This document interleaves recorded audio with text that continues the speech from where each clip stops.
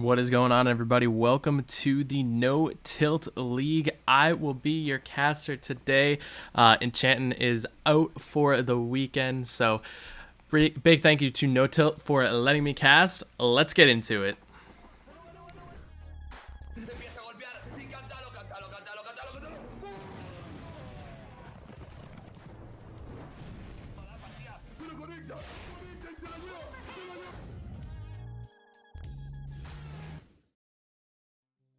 All right, so there you guys have it. Welcome to No Tilt League. If you guys don't know me, my name is FullFrontage. I will be your caster for the day, and we have some exciting matches. It has been a pleasure watching No Tilt League develop from the sideline, and now we're here on stage presenting it to you guys for the day. So big thank you to the No Tilt League staff team for all the hard work they've done and also allowing me to cast today's games for you guys. So for the first match today, we have LA Esports going up against S2V.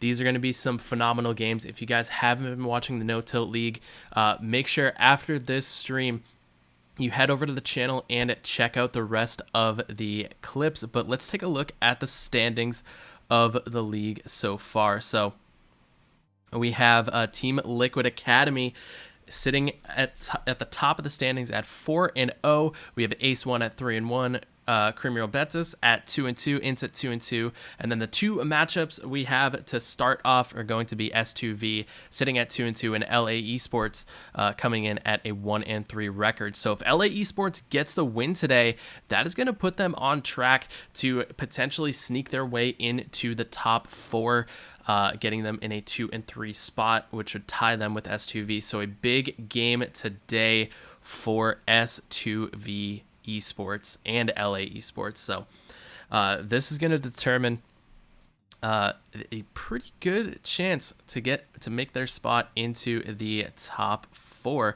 And this is a double round robin, so we're not even through the first week. We're about halfway through the first week, and then the rest of it is going to come down to there's a whole other round robin we have to get through. So some exciting matches. So for LA Esports, we have Carter, SB, Hugo, Distrug, Eunice, and Sweep, led by Coach Endy. And then for S2V Esports, we have Ismail, OK, Wolfstotcher, Adnan, Antonio, and Red Mortar, led by Coach Joker. If you guys saw the No Tilt League special edition, we saw Red Mortar, who played pretty well for Cream. He was really coming up at the end there. He made a name for himself in the No Tilt League special edition. And there were some difficulties where some of the players on Cream's main roster were unable to participate at the time. So Red Mortar, really coming out from nowhere, stepped up, made a name for himself, and now here he is in No Tilt League playing for S2V. So if you guys are new to No Tilt League, the format is going to be set 1 is 2 versus 2, played in the 2v2 game mode, best of 3. And then it will be a King of the Hill, and if it is tied at 1 set apiece, each team will nominate 1 player, and they will battle it out in a 1v1 best of 3. So some exciting formats. What's going on, everybody? You have a rather soothing voice. Thank you. I appreciate that. So these guys, we're going to see the 2v2 set coming out first. What do you guys think of 2v2? Personally, I love watching 2v2. I actually don't play it as much. I more so just like watching it. One thing that I think would be really cool is if we were ever able to get like a behind the scenes look and hear these players communicate with one another in the 2v2 set. That would be amazing.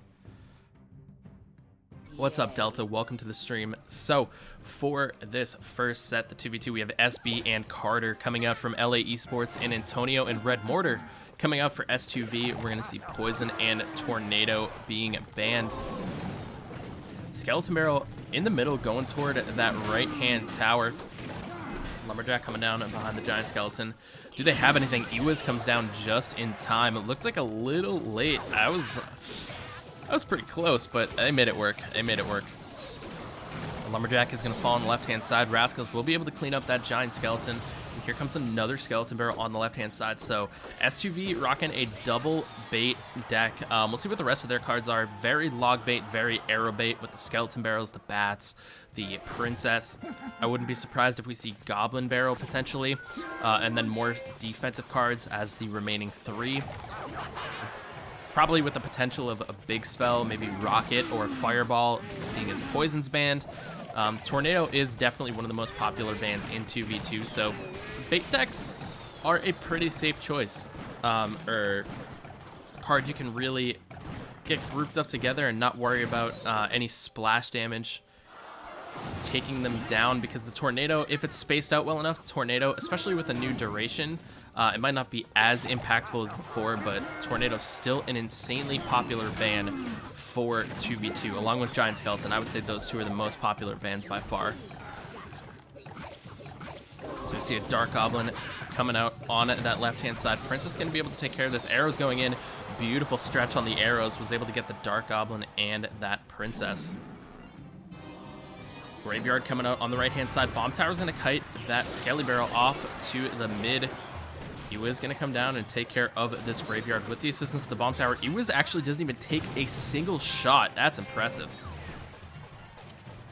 Usually, Graveyard gets a couple chip shots onto the Iwas, but that Iwas was cooking on defense. Arrows coming in for the Firecracker. Dark Prince going to be able to take that Giant Skeleton down.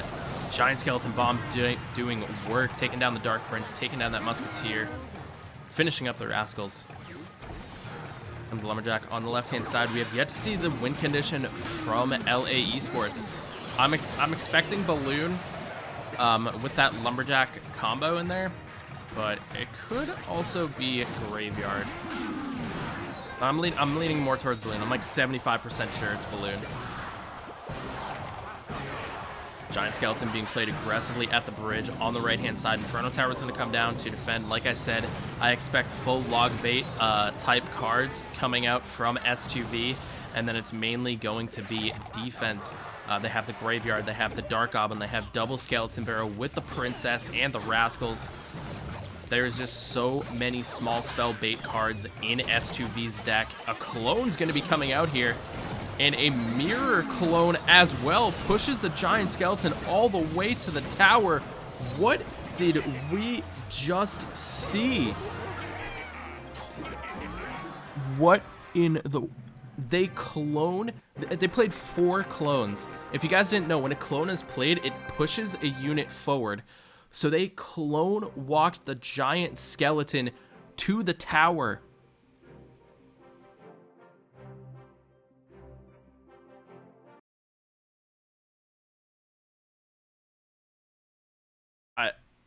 I don't even know what to say. The matchup will be updated in a second. When that's done, we'll put that back up. But I mean, wow, that was extremely impressive from LA Esports. Carter and SB, man. Cologne walking the Giant Skeleton to the Crown Tower to get the damage and get the W. Insane. They played clone once. Each of them played clone once. Each of them played mirror once. All they needed was to get a Giant Skeleton push, get that Inferno Tower out of the way, and clone walk the Giant Skeleton. Absolutely insane. I've never seen that. Have you guys ever seen that? Like, has that ever been done before? I've never seen it. LA Esports developing some OP strats. I don't know. Jeez. That was insane.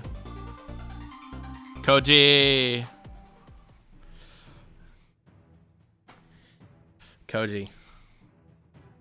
Love you, man. How you doing? Welcome. Well played, Gino. Well played, yeah. What's up, Fang? Think you'll be a little biased during the TLA match. Nah, when I cast, I like to remain as neutral as possible. Of course, I'll get excited, but yeah, I like to remain neutral when I cast. But yeah, I might get a little excited here and there, but you know, is what it is.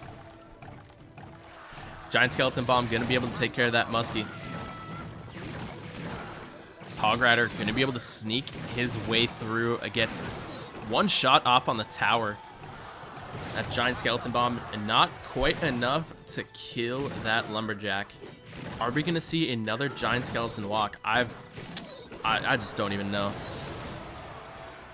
Retweets are free. That is true. Guys, if you have Twitter, go to the No Tilt GG Twitter. Retweet this match. Come on, this is my first match casting No Tilt League. Let's get some hype. Let's get some people in here. Share it with your friends. Share it with your family. Share it with your dog.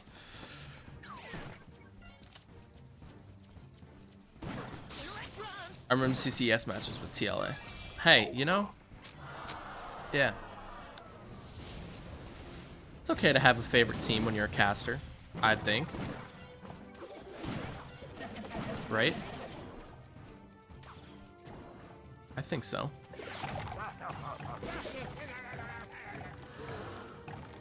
Every professional sports team has their, like, their home network. You know? Yes, like and subscribe for more content. Like I said, guys, if this is your first time watching the No Tilt League and you guys enjoy the matches you see today, because why wouldn't you? After the stream, go to the No Tilt channel. Check out the rest of the streams if you haven't watched them. There have been some amazing games played in the No Tilt League, so you guys don't want to miss any of that content. So go back, check it out, pop some popcorn, and enjoy a weekend of Clash Royale. Freeze coming in to stop that balloon, but the Ewiz gets taken out by the Giant Skeleton Bomb, and the snowball comes in clutch. Carter and SB keep a decent chunk of their left-hand tower. Lumberjack balloon going to come through yet again. Fireball is going to be able to clip that Magic Archer. Double Rage coming through. The snowball goes in. The defensive freeze onto the balloon. Expect to see an offensive freeze coming up from S2V, but the Musketeer is going to be able to take that balloon down quick enough. Giant Skeleton Musketeer on the left-hand side. It's looking like a Hog Rider versus Balloon cycle. Which is going to be more effective? Is it going to be the Hog Rider or is it going to be the Balloon? Giant Skeleton's going to get taken out on the left-hand side. Hog Rider's going to get raged up. It's going to get a third shot. No, the Goblin Brawler takes it down just in time with the assistance of the Bats and Skeletons. Giant Skeleton, Lumberjack, Balloon push coming on the left-hand side. Inferno Tower is going to lock onto the Lumberjack at first. This is going to rage up the Balloon. This is going to be a scary push for LA to deal with. Snowball's going to come through, slow the heat up on the Inferno Tower just a little bit. Balloon is going to be able to get the connection. Huge Balloon connection for S2V, putting them in control. This Balloon's going to be able to steamroll its way through with the Giant Skeleton. Freeze going to come down, but that Giant Skeleton is close enough to the tower that when it falls, it is going to get a death damage. And that... Oh, it's not! Oh my. Well, we still have a game. I thought that Giant Skeleton Bomb was going to be close enough. A Raged Up Hog Rider coming on the right-hand side. Royal Delivery coming in. It's not going to catch the Balloon. Balloon's going to get pulled off to the middle, and the freeze is going to come down. And the Balloon not going to be able to get the connection yet. Snowball coming in to knock the Balloon back. Fireball, Snowball coming through, and the Balloon connects. And S2V ties it up 1-1. Wow. There were so many times I thought S2V was going to take that win, but LA just held on a little bit longer. It just wasn't enough in the end, so we are going to be tied up at 1 game apiece in the 2v2 set. GG's, well played by both teams right there. I bleed white and blue. Pretty much, yeah. Pretty much. Yeah, they just don't announce it. It's like the referee having a team. It's clear for a referee to show bias in an announcer. You know, sometimes the refs, we've seen it. I'm not talking esports. I'm talking about traditional sports. But hey, we've all been there where we feel the refs can be a little bit one-sided towards one team, whether it's for our own or against the other. But yeah, it happens. It happens. At least I think so. Maybe it's conspiracy. I don't know. We've all seen it. So true. It is. Even if that's not what it is, that's definitely how it appears. definitely how it appears. You think SSG in Group A will make it? I mean, I think any of the the standings are like, there are obviously teams that are way down, but I wouldn't count any team out yet. Like, even if a team isn't performing to their expectations, there's still plenty of season left. There's 14 games to be played.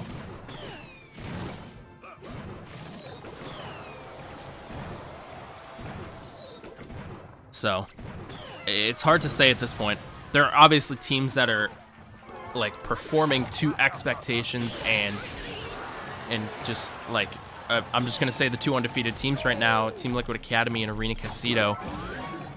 Like, their team, like, those teams are obviously at the top of the pack, but will they remain there? That is definitely not set in stone by any means right now.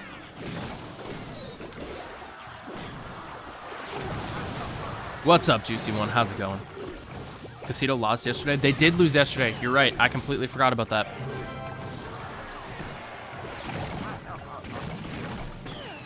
You're right. Yesterday was a crazy day. I think I saw that AQ lost, and then I did not see the rest of the results. That Royal Giant got a ton of damage on the left-hand side. Yeah, unfortunately, I was not able to watch the games yesterday. I'm going to have to go back. You know what I'm going to do after this? I'm going to go back, and I'm going to watch the streams that I missed on NoTilt League, which is exactly what you should do. You should go to the YouTube channel and watch the streams you haven't caught yet. That's what I'm going to do.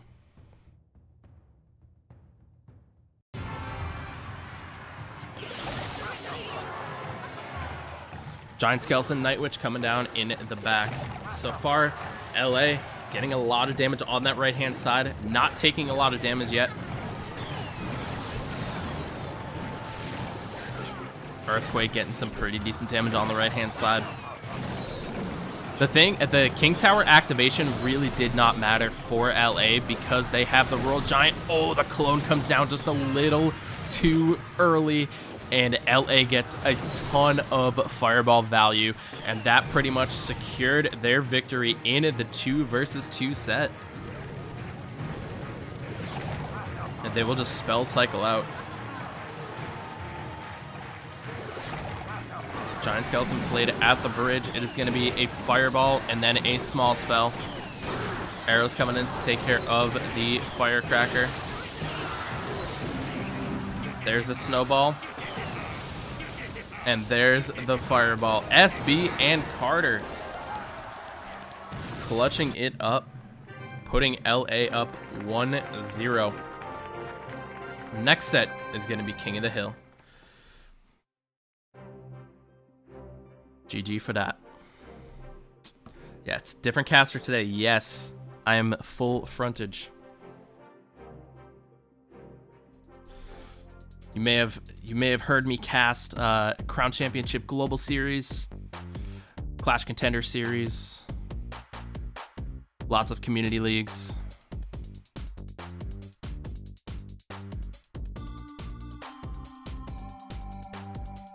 The OGs remember me. But hey, I'm glad that I got replaced by people who are better than me in Rich and Andrew. Man, those guys, Rich and Andrew, gotta give it up for them.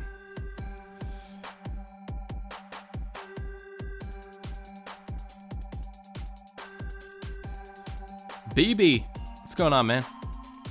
Good start. Now let's close it out. Hey, 1 set away. 1 set away.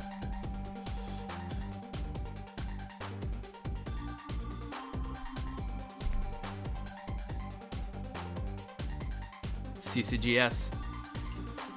Sasham knows. All right, who do you guys think we're gonna see in the King of the Hill?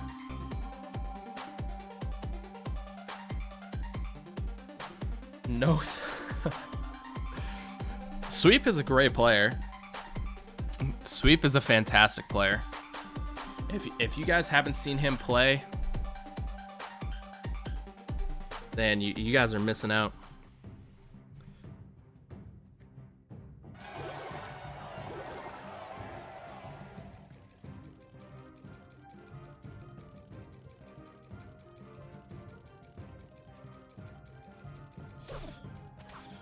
All right, so we have Sweep versus OK.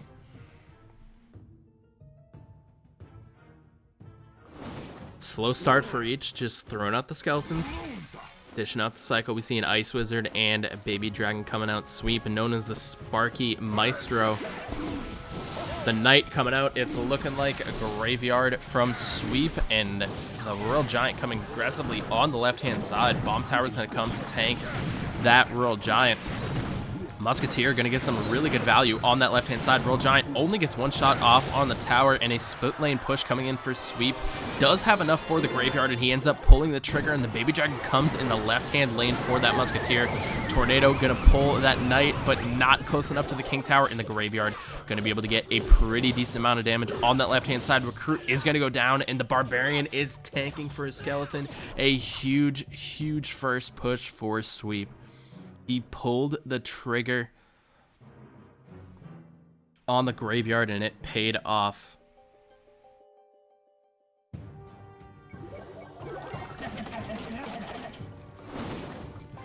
Goblin Cage coming down.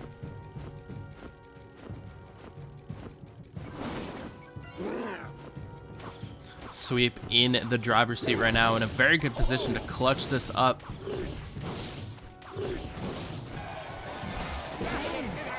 Ice Wizard played in the back as we head into double elixir.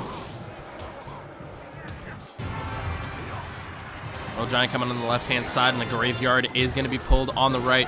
Royal Delivery going to come down right onto this Musketeer. Skeleton's trying to defend, but the graveyard is going to get too much damage off on the left-hand tower.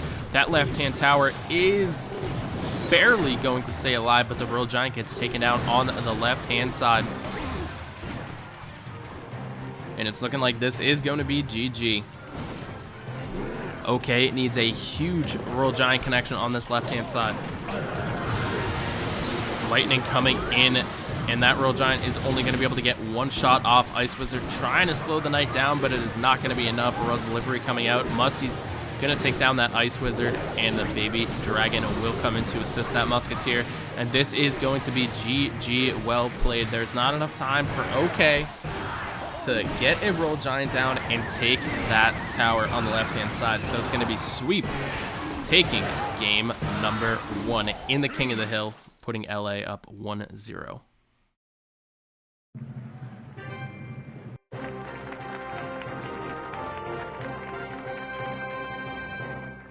Man, that first push from Sweep is what did it in. Great first push.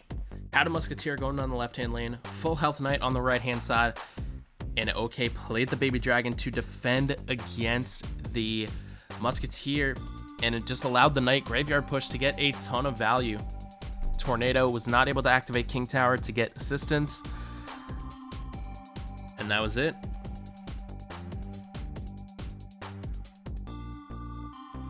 That was it.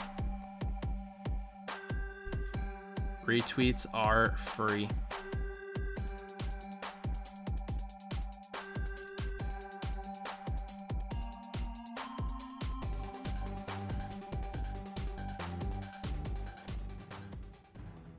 Here we go. Game number 2. King of the Hill. Barb Hut coming out from Sweep. Miner getting some good chip damage for Antonio.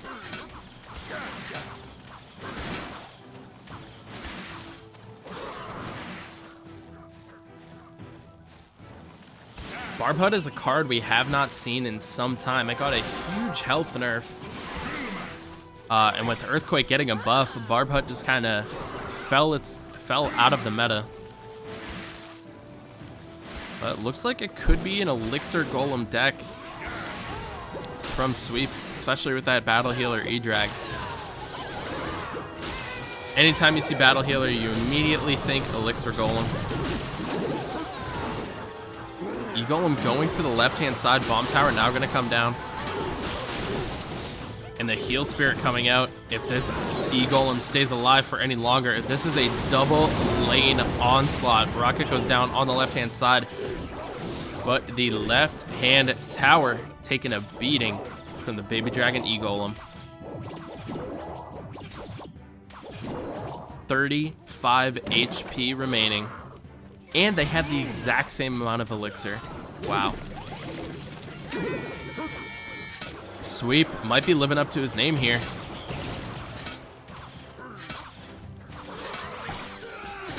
Halfway through this second match, and he is looking very strong. Valkyrie going to be able to take care of the barbs on the left-hand side. Tornado pulling it back and taking down the tower. Man. It's really weird to see, like, after Tornado has been in the game for so long, it's still weird to see a Tornado take a tower down. What do you got? Do you guys feel the same way? Like you know it's a thing, but like every time you see it, it's still weird. Like it doesn't feel right.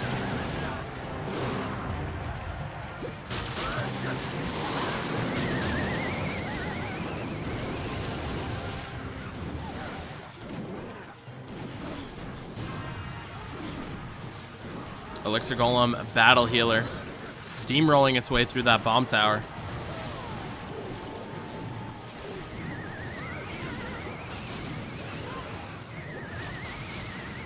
E-Drag getting some pretty good value on this right-hand side. Barput coming in for the wall breakers. Is that going to be enough? No, I couldn't see the health because of the miner, but that is not going to be enough. And Sweep getting 2-0 for LA Esports in King of the Hill. And up next for S2V will be Wolfstotcher. When you activate the King Tower with NATO, yeah, it's just weird. Like, after seeing it for a certain way for so long. Makes sense, but it just takes a little bit of time to get used to.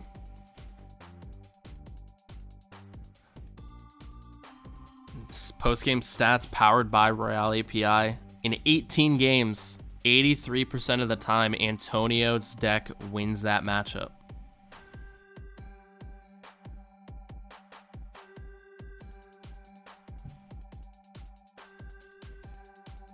Wow.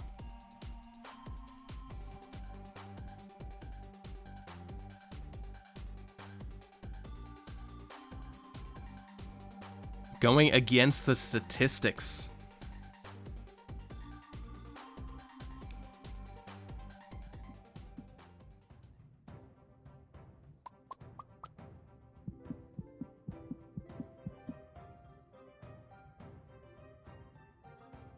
Yeah, overcommitment and the dual lane pressure that Sweep had. He had the bar putt going one way, and then he went Battle Healer and Electro Dragon on the right along with the bar putt.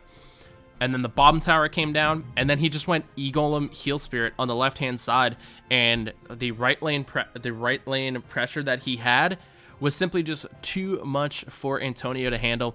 Elixir Golem is taking the damage from the bomb tower, so all of Sweep's units on the right-hand lane were free reign to just come through and destroy that bomb tower. The Heal Spirit doing a fantastic job keeping the Elixir Golem alive and giving the Battle Healer enough time to get through, and also when it starts swinging to get its heal on. And then split lane pressure was just way too much for Antonio to handle.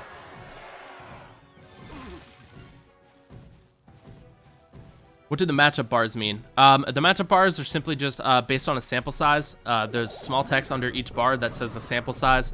And it's just to give you an idea of certain matchup percentages or how many times in a sample size that one deck beats the other deck. So mainly just for statistics and to give you guys a better understanding of what decks do well against other decks that you guys are seeing being played on screen for you. So.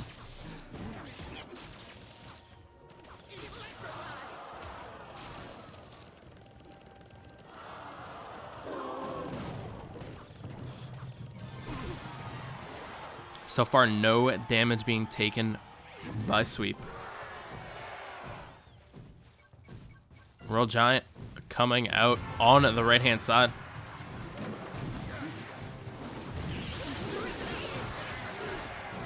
Royal Giant is gonna get one shot on the left-hand side. It was questionable. The log came through. The Giant was pushing it back.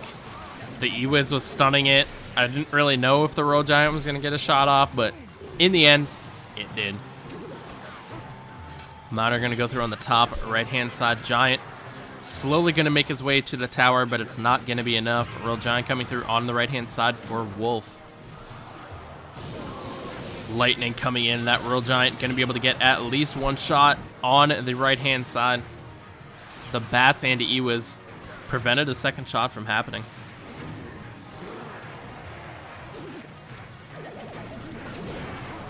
Miner going down in the back. Tornado from a Wolf activating the King Tower.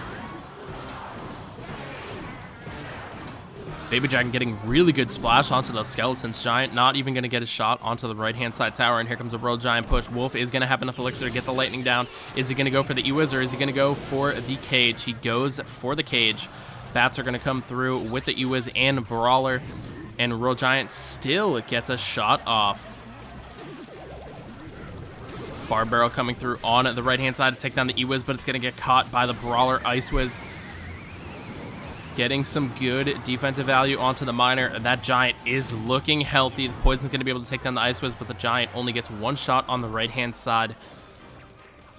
Wolfsotcher going to take a moment to reset here, regain his composure, but Sweep going to pull the trigger here. He's going to go with the Giant Knight, which on the right-hand side. Goblin Cage is going to come through to the middle. Miner's going to go right underneath the Baby Dragon, and the Ice Wiz going to be able to defend. Tornado's going to pull all this together. Ice Wiz is going to have to walk around the tower.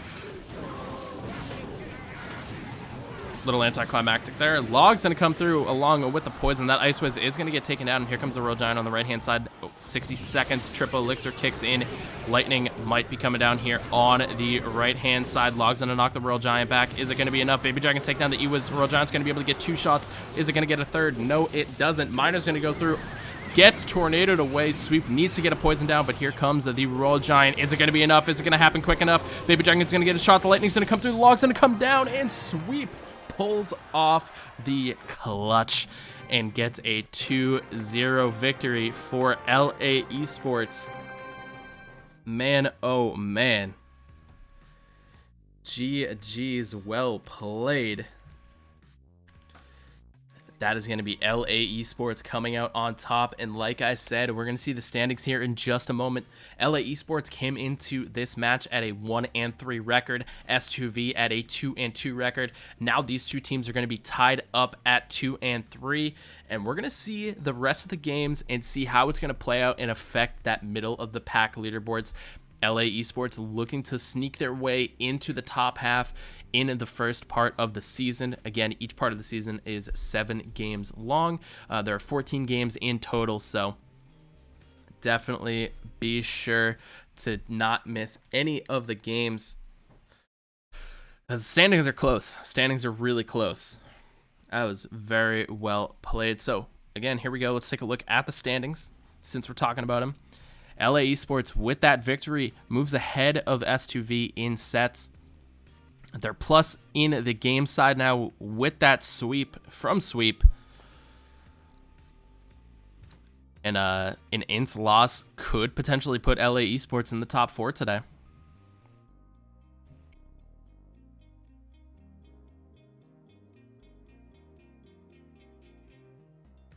Never imagined they would allow a coach to commentate, especially when Liquid Academy is playing. I'm not the head coach for the team. I'm one of the head managers. Eric and I are like the managers of the team. Manu and Corona are doing a fantastic job spearheading the Team Liquid Academy guys. I just help put the team together. That was my job, but yeah. I've also been a commentator in the community for the past 3.5 years now.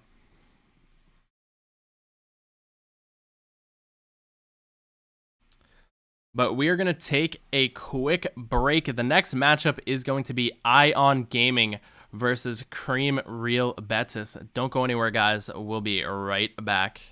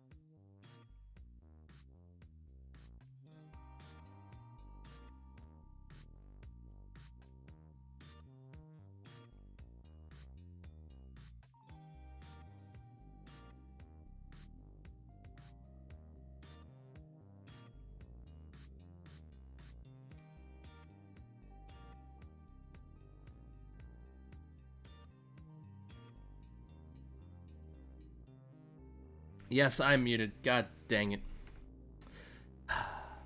Professional. Anyways, here's the standings. We have Ion Gaming going up against Cream Real Betis Academy. That is going to be the matchup you guys see. And if Ion is going to be able to pull out a victory here, that's going to make this middle of the pack very interesting. So it's going to be a close one. Ion Gaming is struggling to get their traction in the first couple weeks here, but this could be the week they turn things around. Happened to enchant twice in one stream, so don't worry. Well, it's not going to happen again for me. Not going to happen for me again. So Ion going up against Cream.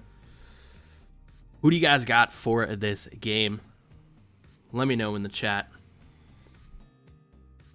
And also, if you guys are enjoying the content, make sure you hop over on Twitter and retweet, show the love, tell everybody you know about the games that you guys are seeing. So for Ion, we have Enos, Paradox, Matasia, Frank, Juigo, and Bolivar. And for Cream Academy, we have Michifu, Fram, Lich, Ace, Mostema, and the coach is L. Tayson.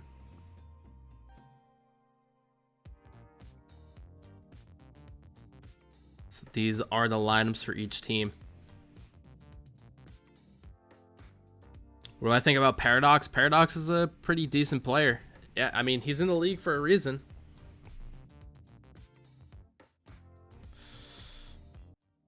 Or was, I guess.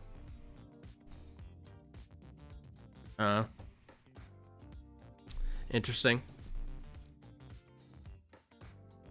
But hey, you know, is what it is. But yeah, so who do you guys got? Faye says Ion in the chat. Code FullFrontage? Absolutely. Let me show you guys something before we get started here. Let me show you guys this, right?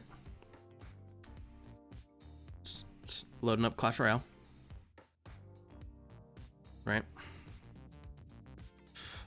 And right there. Look at that. Look at that. Yeah, it's what kind of content creator doesn't support themselves? Like not only like you have to support yourself, right? Because if you don't believe in yourself, who's gonna believe in you? Sorry, I just had to get a little deep there. But yeah, if you don't support yourself, who's gonna support you? Am I still the coach for TL? I still manage the Team Liquid Academy team. Yes, and I still do coaching. But not for No Tilt.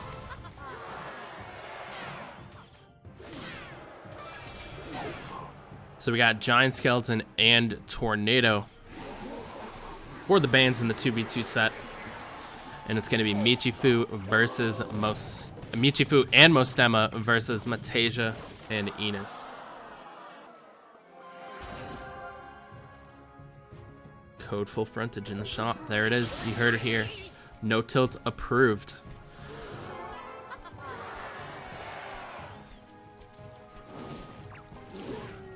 Ooh, this is interesting. Battle Healer and E-Drag Lightning coming out is going to be able to take down the E-Drag, but that Night Witch is going to stay alive for just a little bit longer, but that Mega Knight has other plans. Poison going to be able to finish off the bats.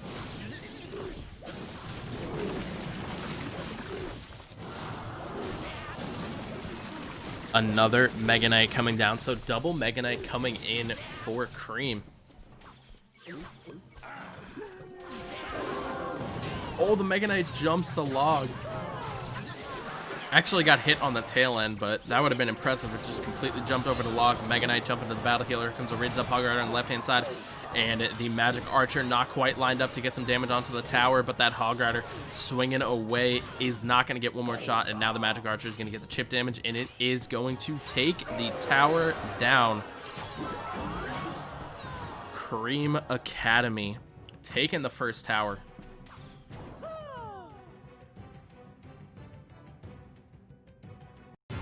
60 seconds remaining.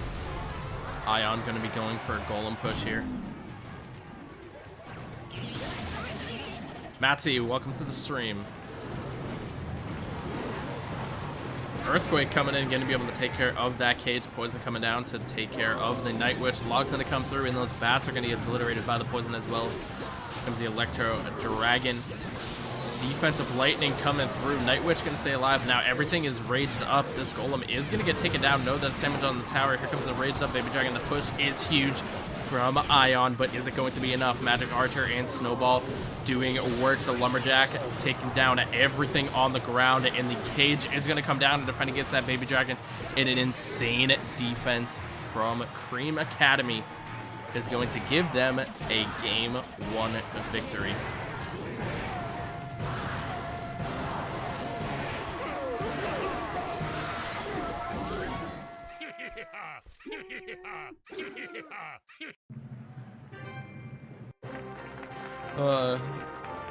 You can't help but laugh at the emotes. FaZe becoming a supporter of the No Tilt YouTube channel. Thank you for the support, FaZe. Greatly appreciated. Michi Food didn't even play a Hog Rider. Didn't even play a Dark Prince.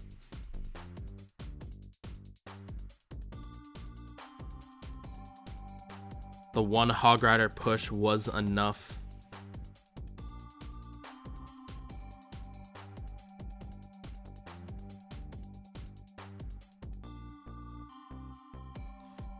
You wanted the emotes.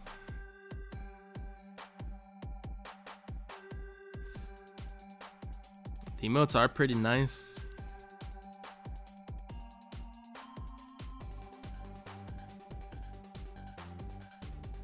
They are pretty nice. Gotta say that. Game number 2.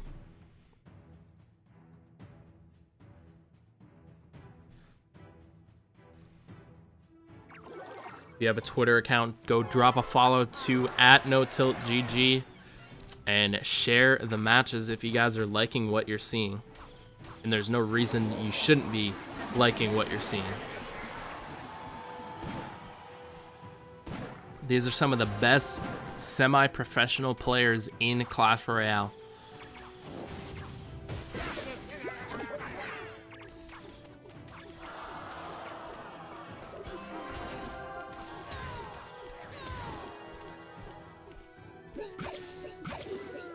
It's like NCAA college sports, you know? Sometimes it's just more entertaining. I don't know. They're both entertaining, but sometimes you just gotta tune into the college level, you know?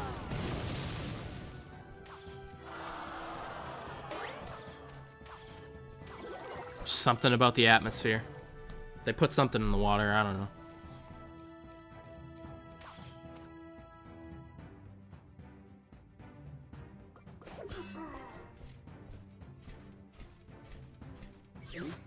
Lumberjack Loon coming down that left-hand lane with the Mega Knight going down in the back right. Muskie isn't going to be able to take this balloon down quick enough. Arrow's going to come through and stop those bats. Balloon's going to get one shot, not going to be able to get a second shot off in time, but the death damage from that balloon is not going to take down that Musketeer. Bats coming in to defend against the Graveyard on the right-hand side. The poison is going to come down, and now the skeletons are going to start to build up, but the Dark Goblin in the back helps take care of it, but not before quite a bit of damage is dealt to Cream Academy's right-hand side tower.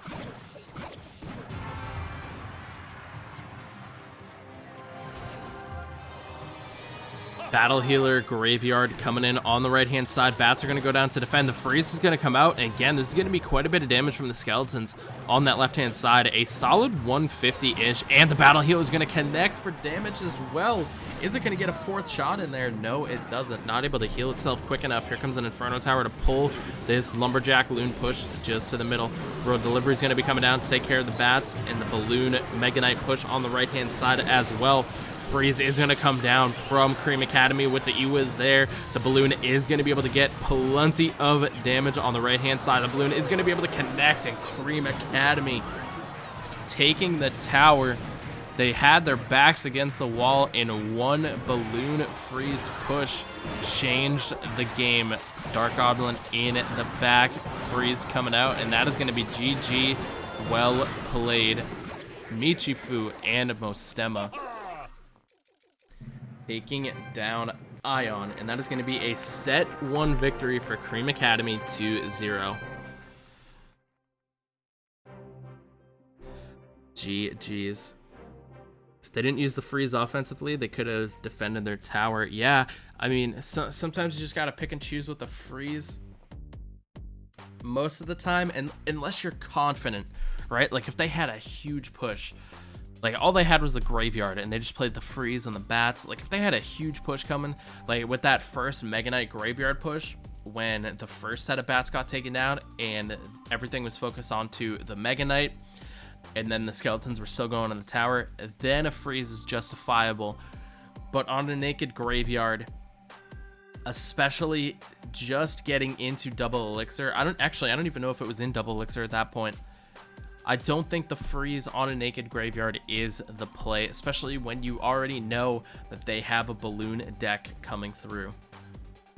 So, interesting plays. It almost worked, but it didn't, unfortunately. So that is going to be a 1-0 set lead for Cream Academy.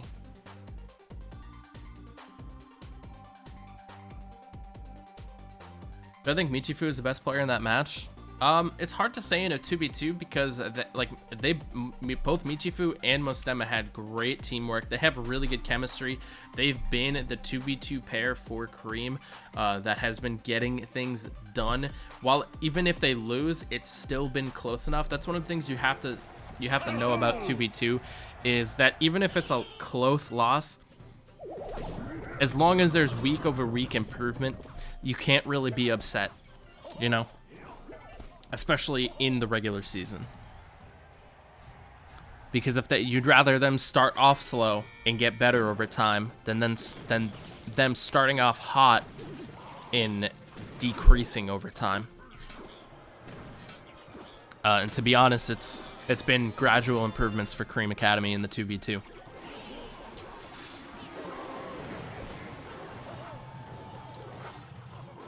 So we have Guigo going up against Ace to kick things off in the King of the Hill set.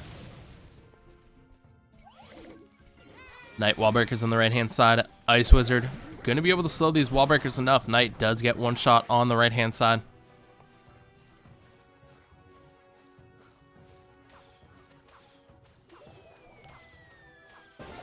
Delivery, knocking all that back.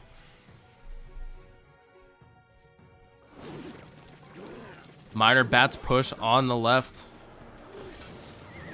Tornado gonna pull those bats back. No extra chip damage for Ace. But the Miner getting some pretty decent chip damage. Bats would have definitely provided a lot more, possibly even taking that tower down. So the Tornado was 100% necessary for the bats.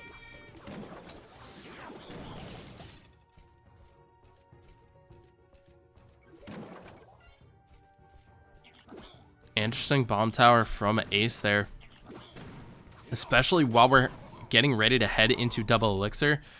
Guigo can pressure opposite lane and go for a graveyard push, but he's going to slow roll an Ice Wizard in the back on the lane of the bomb tower. He doesn't want to push this lane that his tower is the weakest on, which is that left-hand side. So he just times it and lets the bomb tower go down and then pushes the opposite lane. Poison is going to go down onto those Spear Goblins. A double Knight from Ace. Baby Dragon getting some pretty good damage, but these wall breakers are going to be able to connect on the left-hand side, but a bomb tower comes out just in time. Here comes a Knight and Bat push. Bats do get out in front of that Knight, so the tower is going to focus onto the Bats first, which is not what Ace wanted. And here comes a Knight Miner push on the left-hand side. Wall breakers are going to come in as well. Baby Dragon focuses onto the Miner.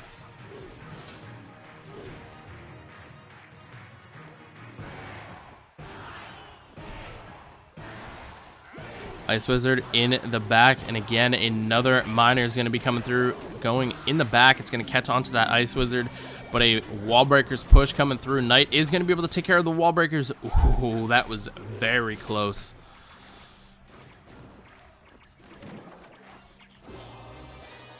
Graveyard coming down on the left-hand side. Knight is going to go down to defend it. Bomb Tower is going to help. The Ice Wizard coming down, but it's not going to be... Oh, the Knight is going to be able to catch the Miner. The Baby Dragon turned and got a splash onto the Wall Breakers, which made them one shot from that Barb Barrel.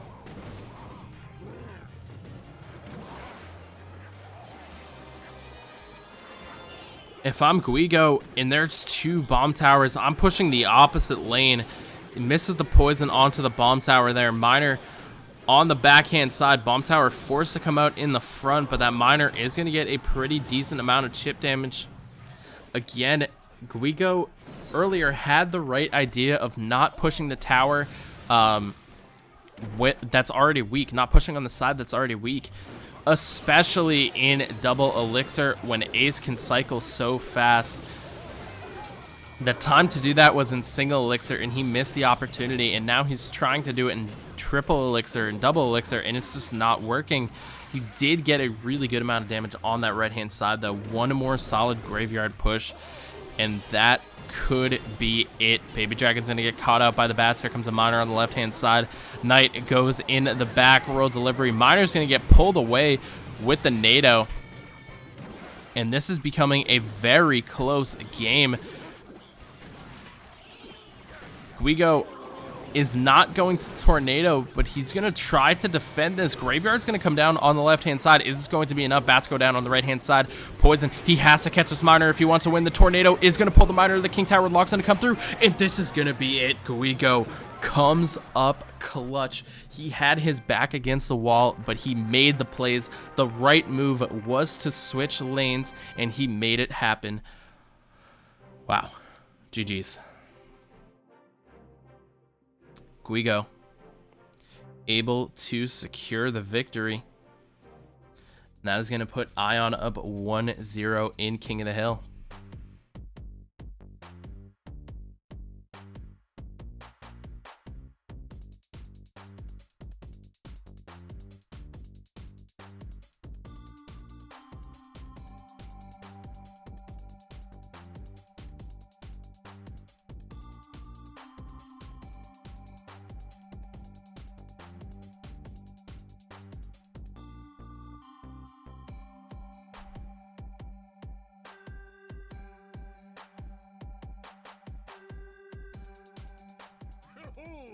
Game number 2.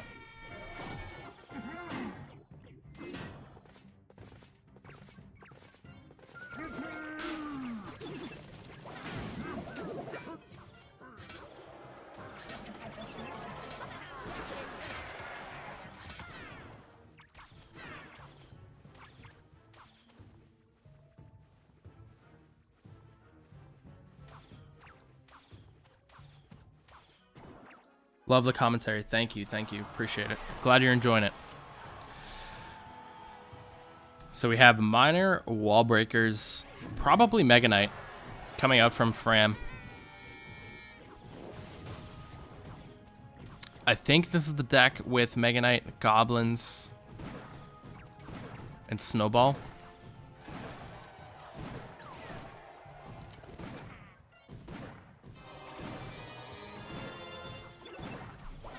Graveyard Giant coming out. I believe Guigo's last card is going to be Arrows. Yep, there's the Mega Knight. So it's Royal Delivery coming from Fram.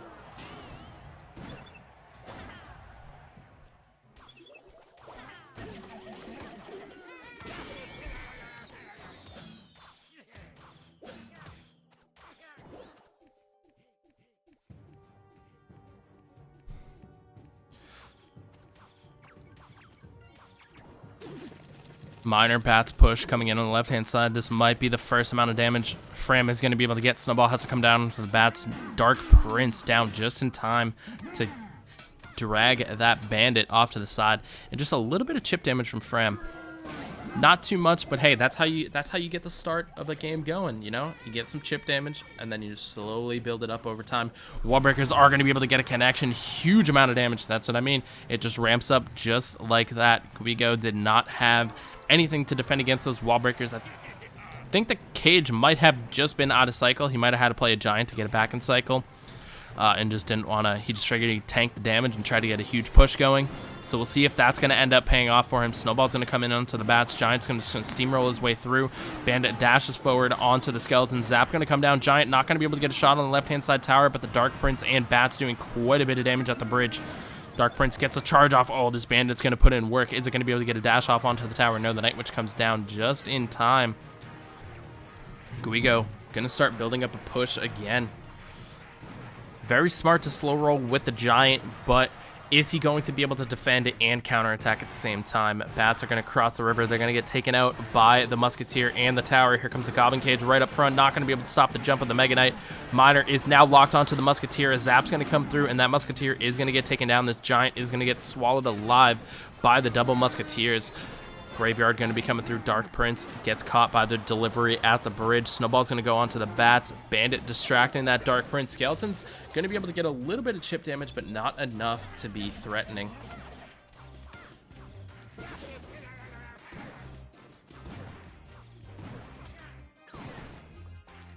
Musketeer down in the back. Musketeer from Fram as well. Just 304 hit points separate these two towers. Mega Knight Bats at the bridge.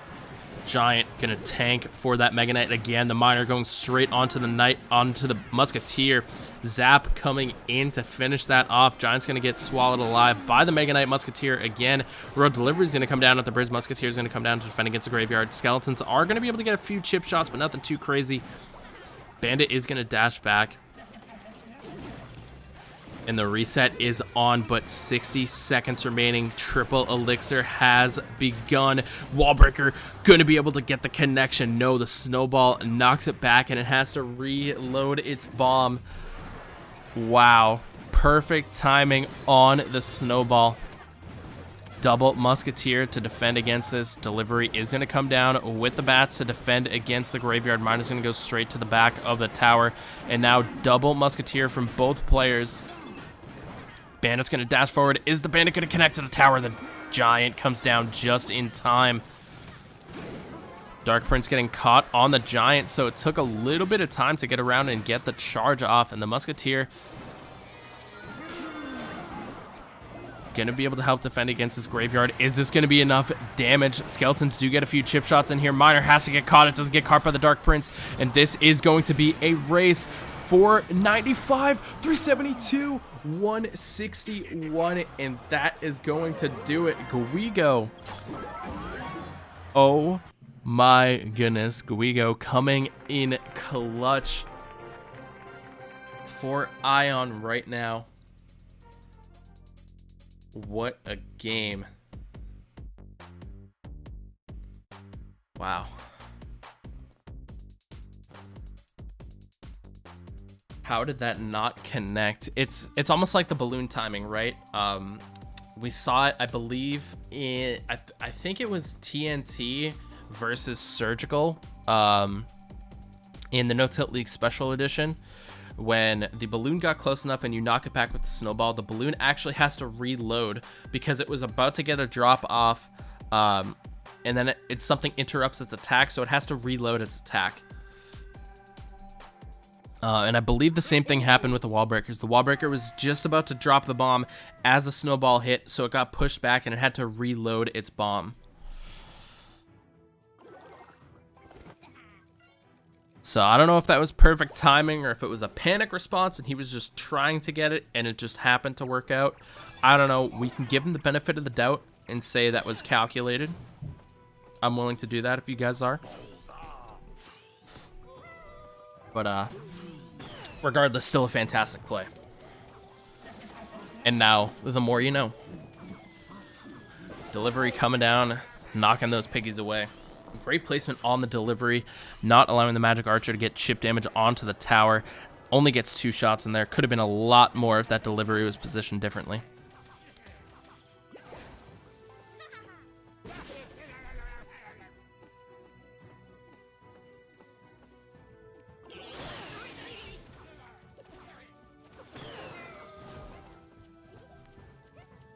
Heal Spirit coming in the back. Pretty solid Earthquake right there from Guigo. got some chip damage onto the tower. He knew he wasn't going to get a push. He knew he could get chip damage with the Earthquake and the Firecracker, slowing that Electro Wizard down. So he took it.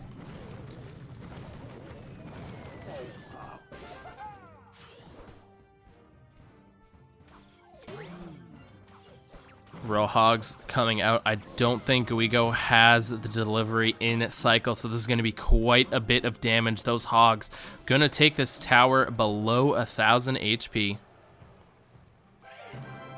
Royal Giant coming down in the back, so Guigo rocking this Royal Giant Heal Spirit cycle deck. Let's see if he's going to be able to stop this Bandit on the left-hand side. Goblin Cage is going to come out with the Mega Knight going down in the back for Mostema. I like Mostema's deck a little bit better in this matchup. So we'll see how this plays out. Oh, Royal Giant not going to get pulled to the side onto that Goblin Cage. But only one shot from that Royal Giant. Earthquake coming down. And again, I think the Royal Hogs are just better in this situation. That Magic Archer getting insane value. Going to be able to take the tower down. Guigo was about to get the sweep, in Mostema, making his 1v1 debut, says no, I don't think so. We're going to game 4.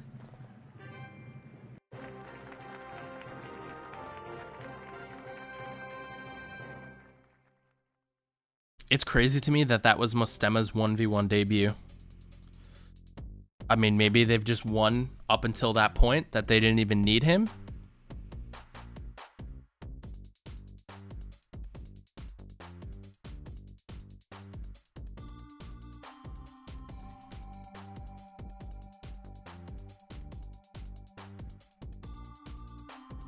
But hey, hard countered.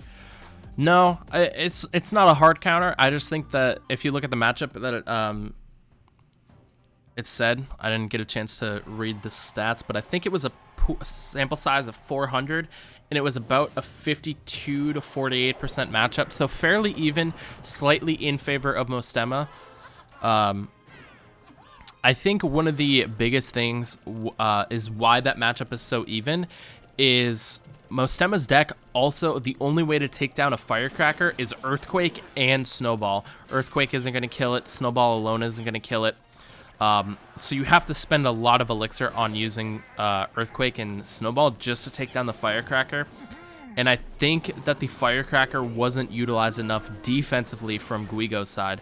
Had he used the Firecracker a little bit more, it might have been closer, because then he could build up Firecrackers on one side and also pressure on the other side with the Royal Giant and try to tank with those Firecrackers, or get the Royal Giant down in front of the Firecrackers and then get Earthquakes to break down the cage and things like that.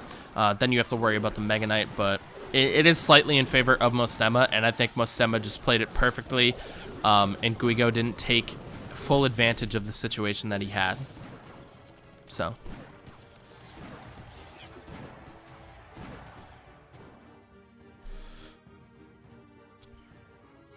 What's my highest finish in ladder? Not enough. My personal best is like 65 something.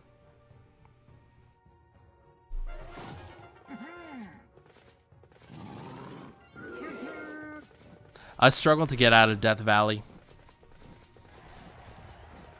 Sometimes you just play those like decks that people just play their maxed cards and it doesn't make any sense and it kind of just counters you, you know? Just kind of happens.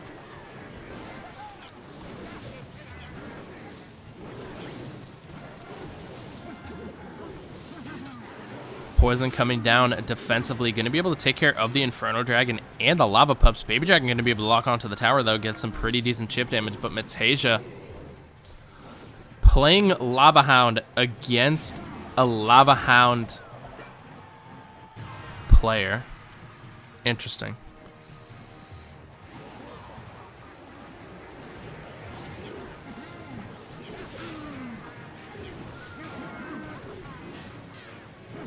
Lava Hound going to be able to connect. Is Mostema going to be able to stop or get a tower down? Or is Matasia going to be able to stop this Miner? Getting some decent chip. Poison's going to come down. Baby Dragon gets knocked back, but the Miner going to be able to take it. And Mostema at the last second.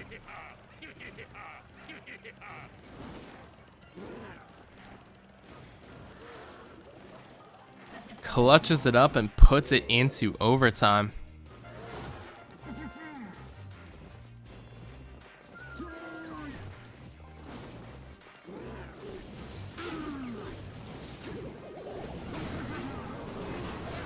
Poison coming down for this Musketeer. Baby Dragon's gonna get aggroed by the Mega Minion.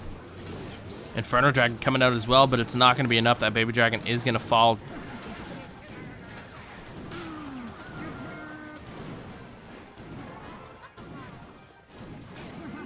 So what this is gonna come down to is Mostema, I feel like, has the advantage here.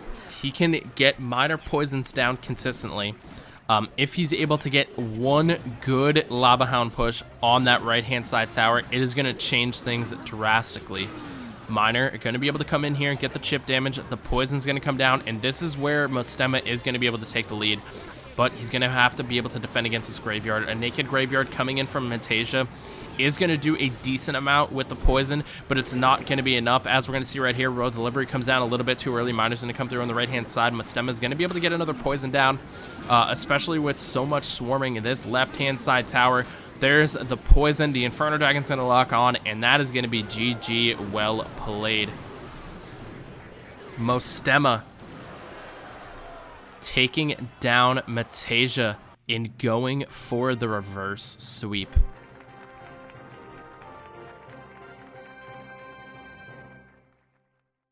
And this is the first day Mostema's playing 1 vs 1 in the No Tilt League. According to Royale API, Matasia had the matchup just slightly. So it's one of those things where it's just small micro plays really decide the game. And it just appeared to be in favor of Mostema this time. I think typically what happens and why Matasia's deck is favored in this situation is I can almost bet that most of those matchups are a 1 tower situation.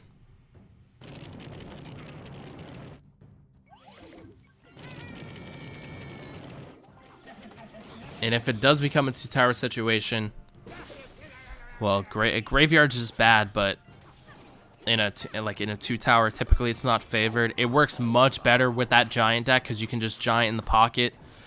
But I mean, naked Graveyards in a 2 tower situation is never a good idea. And that's why I think that matchup is more close to even than not, is because Graveyard's just not as good in a 2 tower situation. Yeah, you gotta tank the Graveyard with the tower down.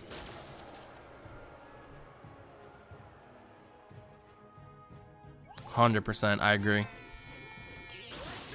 Wallbreaker's gonna come through, get shut down by the Ewiz. Mostema on a roll right now.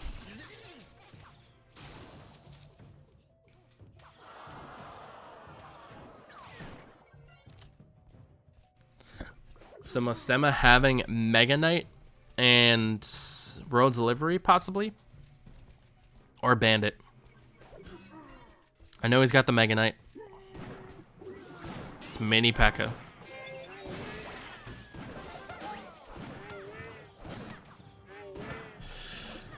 And Bolivar most likely rocking the Royal Hogs. Last card's Royal Hogs Earthquake, I believe.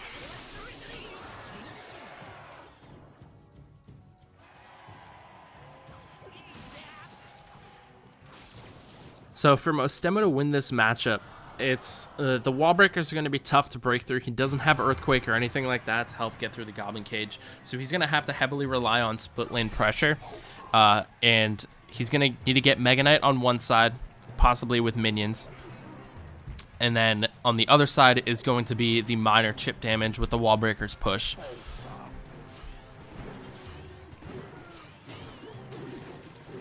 Oh, the Mega Knights are going to exchange here. The Mega Knight getting the connection on the right-hand side, and this is what I'm talking about. Delivery is going to come down on the left-hand side. Cage coming down for the wall breakers, but this delivery allowing the Miner to get a ton of damage on the left-hand side. And there it is, the split lane pressure. Mega Knight down on the right, Miner chip on the left. Actually goes with a Miner behind the Magic Archer in this situation. The Magic Archer are going to be able to get insane value onto the minions. Takes down 2 of those minions. Wallbreakers are just going to get fed up by this Goblin Cage. But no, Bolivar is just going to eat it and go in on the right-hand side. Mini P.E.K.K.A. does stay alive. Earthquake's going to be coming through. It is going to be able to take care of the Goblins. Minions are going to come down. Bandit's not going to be able to catch the Miner. Here comes the Wallbreakers push. Bolivar now has the Elixir for the Cage, but the delivery is going to come down instead.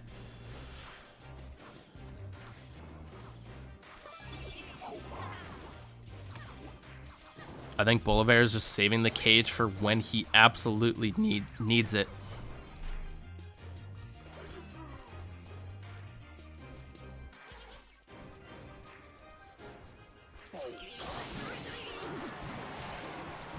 Miner going through on the right-hand side. Gonna get caught by the Bandit, and there's the Cage again on the right-hand side for those wall breakers.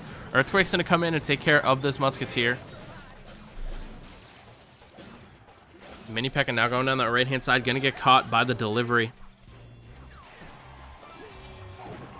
Mostema can just eat that damage on the left-hand side. It's not gonna be too drastic. Here comes the Mega Knight down. Miner gonna go through. Wallbreaker's gonna get caught onto the Cage. Pretty decent amount of damage there from Mostema.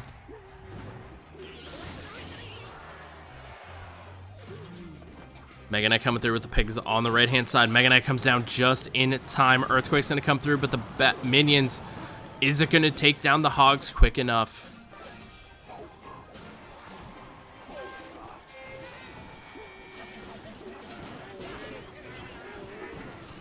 Mega Knight down defensively. Miner's going to go through on the back left-hand side. Iwa's coming out.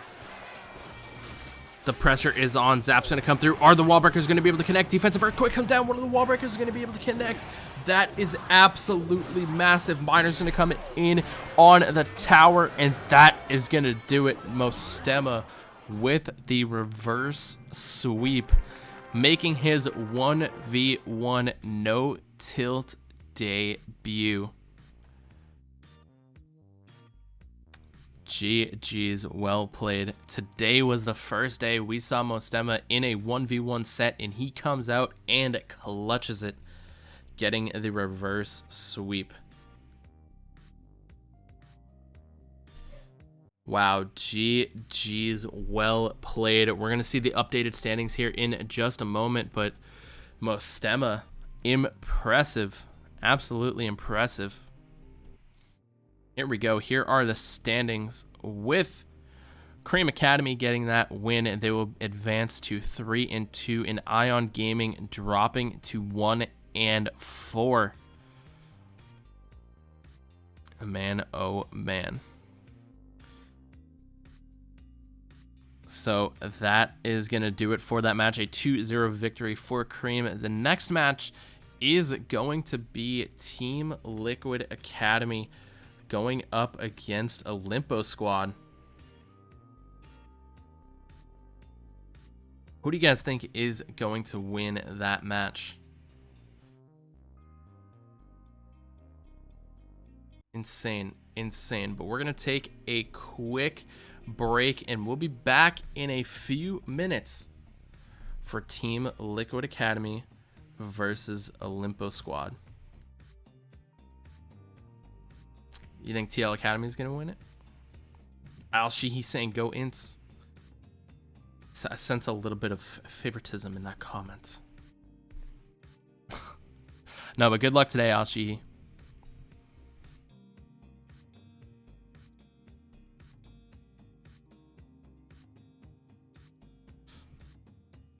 Five King of the Hill sweeps since yesterday. Wow. That's one of the things I feel like we've seen a lot of King of the Hill sweeps in this league. It's pretty impressive, honestly, with how many people are able to sweep in King of the Hill.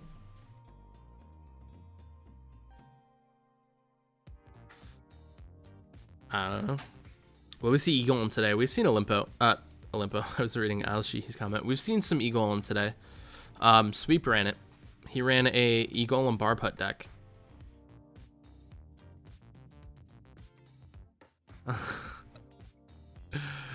Oh, man. You guys crack me up. You guys crack me up.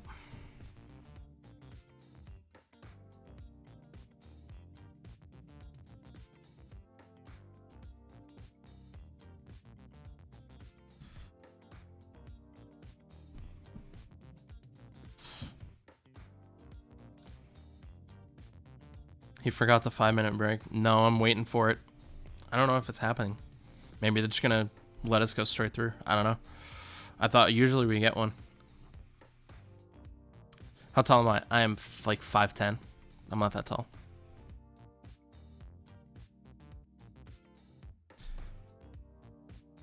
Are we going straight through?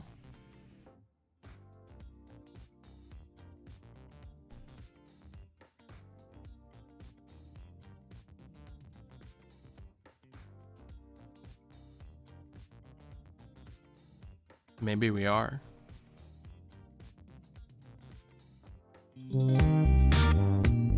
Here we go. Now we're going to be taking the break. I'm from Massachusetts in the US. 5'9", I think. Yeah, it's about average. It's about average. Anyways, we'll be taking a quick break. We'll be back with Team Liquid Academy versus Olimpo Squad. Grab some popcorn, grab some water, grab a snack. This is going to be a good one.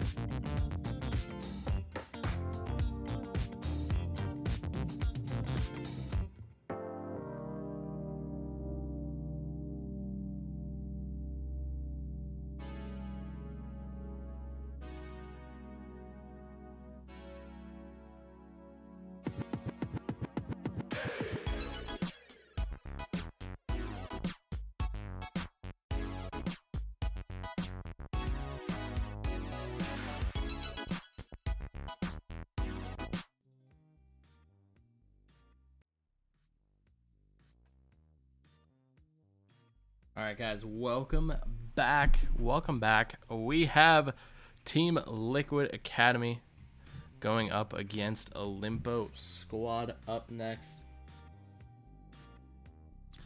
Hope you guys are enjoying the stream thus far, and hope you guys are learning from these matches and enjoying watching these games. I know I'm having a blast casting them. We've seen some really good games, both duos so far. LA Esports coming out on top 2-0, Cream Academy coming out on top 2-0 with that reverse sweep from Mostema. We've seen 2 sweeps in King of the Hill so far. We've seen sweeping for LA Esports, and then we saw Mostema sweeping for Cream Academy.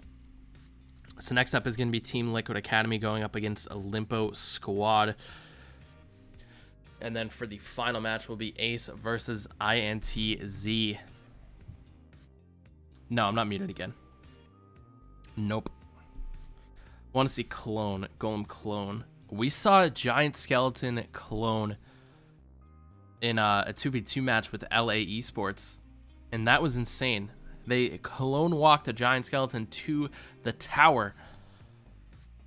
Absolutely nuts.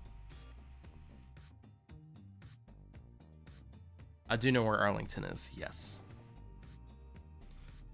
So for Team Liquid Academy, we have Schwarzen, Ender, Beast, Gab, Gabito, Mr. Cap, and CR Sucks going in with Manu as the coach.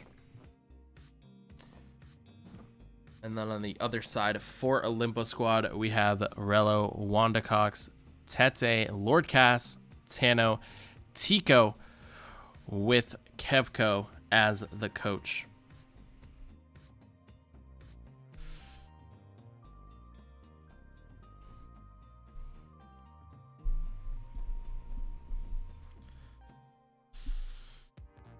Who do you guys got for this match? Let me know. Thumbs up, rooting for TLA. I have to say that I agree. Here we go. Set number 1, the 2v2. Both teams ban Giant Skeleton. We have Lord Cass and Juan going up against Ender and Gabo.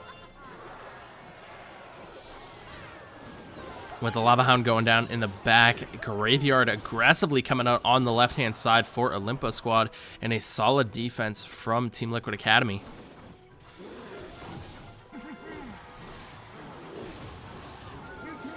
Snowball coming down for the bats from that Night Witch on the left-hand side.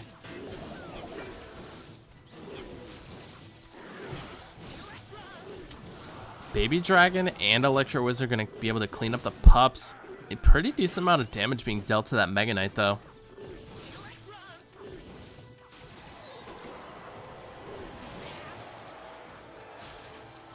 He was getting some pretty decent value on that right-hand side.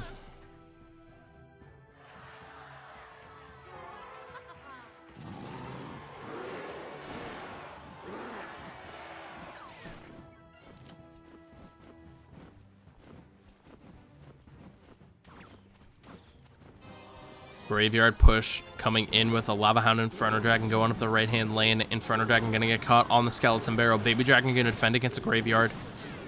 Miner's going to go through on that top-hand side.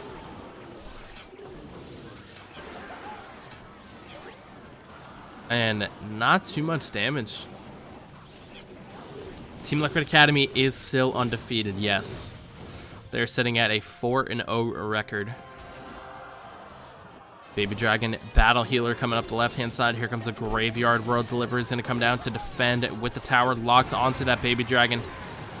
Graveyard going to be able to build up a little bit quicker than it normally would, and a little bit of chip damage on that inner side.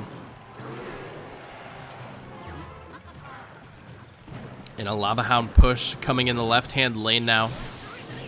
They're now pushing the same side as the weaker tower. Poison's going to come down, but a Lightning going to be able to come out as well. Lumberjack going to be able to connect to the tower, but the Mega Knight's going to come down, and the swarm of units gets obliterated by the Snowball, but a raged up Miner putting in work on that left-hand side tower gives Team Liquid Academy a good lead. Goblin Cage coming out for that Skeleton Barrel. Is Ender and Gabo going to be able to defend the graveyard on the right-hand side? Of Freeze is going to come down. Tornado's going to pull all that back. Night Witch being taken care of by that battle healer. Poison's going to come down.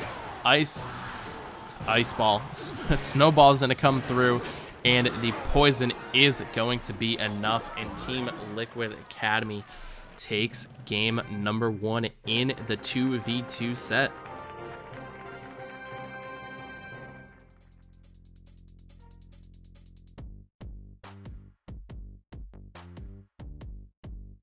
Ender and Gabo coming out in 2v2. We've seen a lot of Beast and Schwarzen in the 2v2 set. This time, Ender and Gabo getting game number 1 done.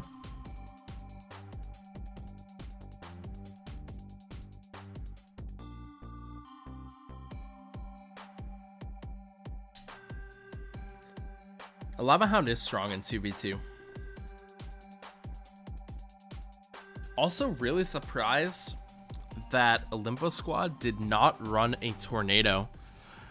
There was only 1 tornado from Team Liquid Academy, but I mean, with tornado not being banned, we talked about this in an earlier set. I feel like the 2 most popular bans in 2v2 are Giant Skeleton and Tornado. And with Tornado not being banned, only 1 came out. That's kind of surprising to me.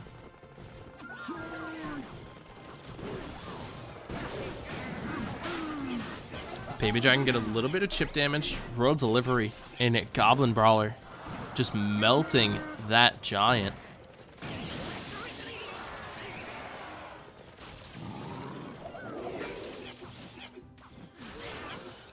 Olimpo squad now running the Hound, saying, hey, that worked pretty well last game.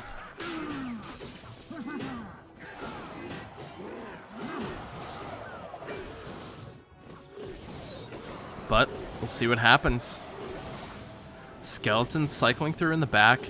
Inferno Dragon going to be able to melt that Baby Dragon.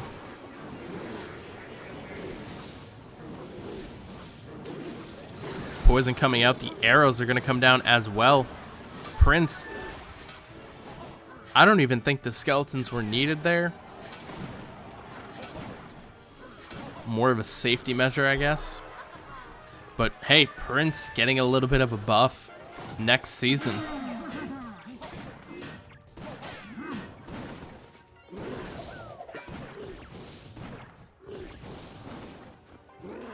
Getting some extra hit points. Not a ton, but enough. 3%.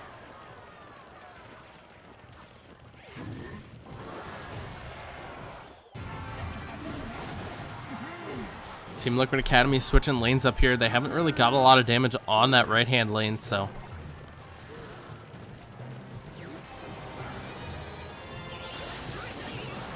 Here we go, Graveyard coming out. The Rage spell coming in. Giant gonna be able to get 1 punch, 2 punch.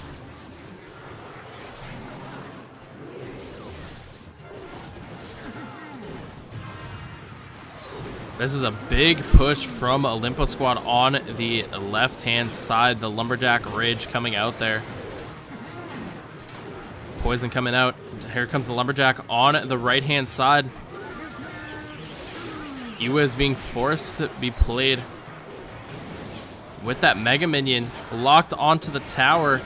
Team Liquid Academy is going to lose the tower, and that is going to be a tie set at 1 game apiece. It's going to come down to that 3rd and final game. Lava Hound seems to be the way to go. Team Liquid Academy took game number 1 with Lava Hound. Olimpo squad taking game number 2 with the Lava Hound. Will it be ran in game number 3? Only one way to find out. Who is the caster today? FullFrontage is your caster. That is me.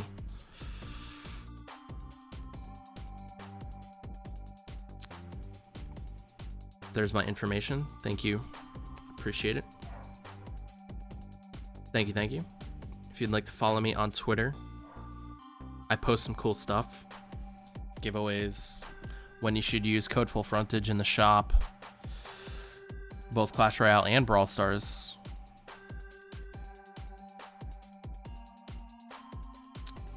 A man of many talents.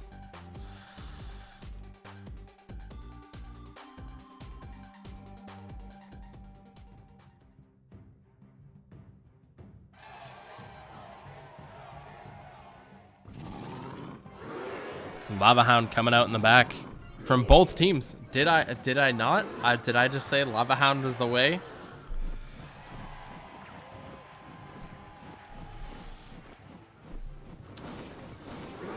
We'll see what happens. Bats gonna distract that Inferno Dragon, and a lightning snowball coming in.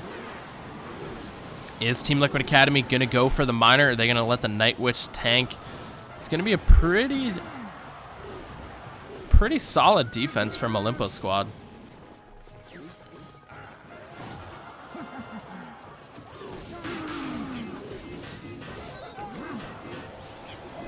Dark Prince barely staying alive. Just a sliver of HP.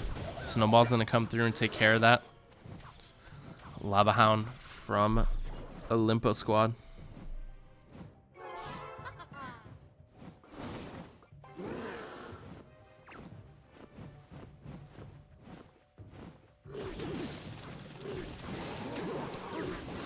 Miner gets caught by the Lumberjack. Poison going to be able to take care of the Night Witch.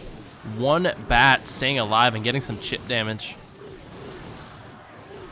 Ooh, with that Lumberjack falling, this could be a pretty scary counter push.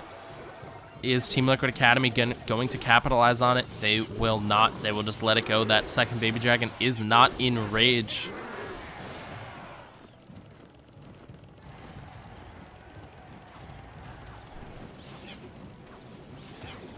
One punch from the Brawler. As we're heading into double elixir, Gabito has enough for the lightning. Is he going to play it? There it is. Miner's going to go in on the backhand side. Lumberjack falls and the rage is coming out. Dark Prince gets a connection onto the tower. And just like that, Team Liquid Academy getting a pretty decent amount of damage, but they have a huge counter push to deal with. Poison going to be coming down here. Tornado again available to use. The Mega Minion is barely going to stay alive, but it gets taken down by the splash, and the delivery coming in, taking care of those lava pups. Night Witch down in the back. Snowball knocking that Inferno Dragon forward.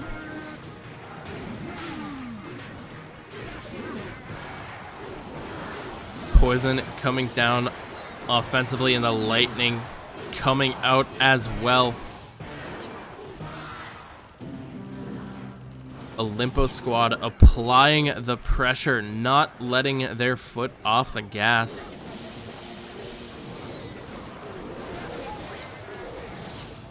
Rage coming in. The poison is going to be coming down as well. Tornado going to pull all that together. Miner's going to come through on the backhand side. Baby Dragon is going to be able to get taken down by the poison here. Lumberjack coming out, and this could be the counter push that Team Liquid Academy is looking for. However, they are a little bit low on elixir.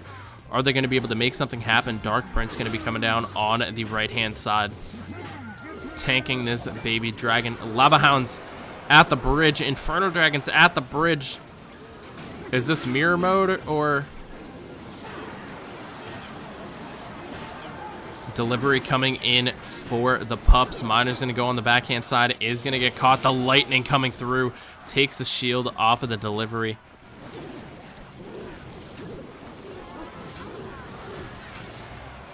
Very, very close.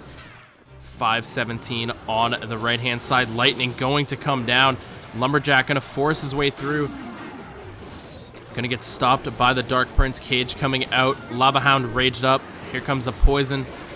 Delivery is going to be coming down. It's going to be able to tank for the Dark Prince. Tornado activates the King Tower, but the Lava Hound is on. The lightning's going to come through. Olimpo squad takes it. The lightning came down from Olimpo squad first. and they will take the 2v2 set.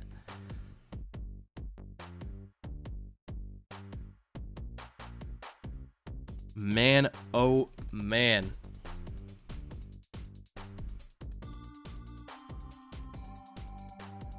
The lightning block from Olimpo squad. No lightning block from Team Liquid Academy, and they fall in the 2 versus 2 set.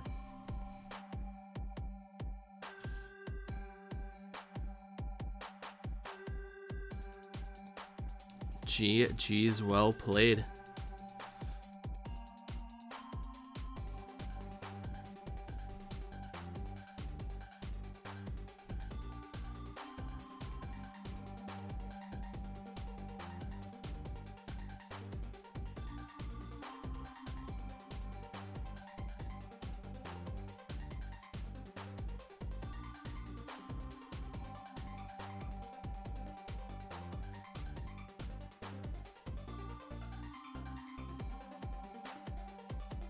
All right, so we'll be seeing the King of the Hill here, Beast versus Tico, to kick things off.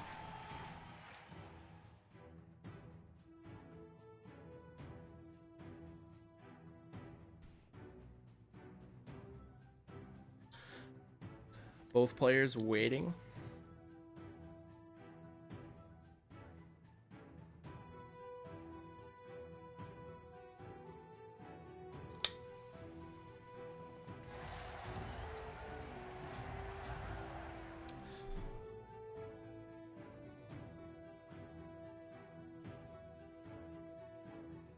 So this is going to be either beatdown decks, or they both have bad starting hands.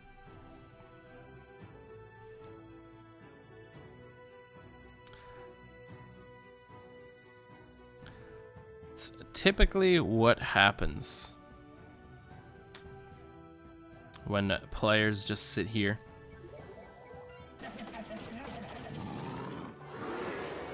Yep, so Tico going with the cage. Beast coming out with the Lava Hound. Seeing lots of Lava Hounds.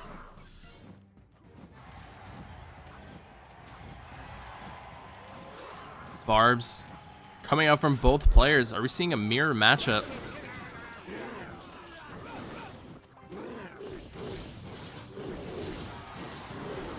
Oh, that Baby Dragon's gonna turn and actually take care of those minions.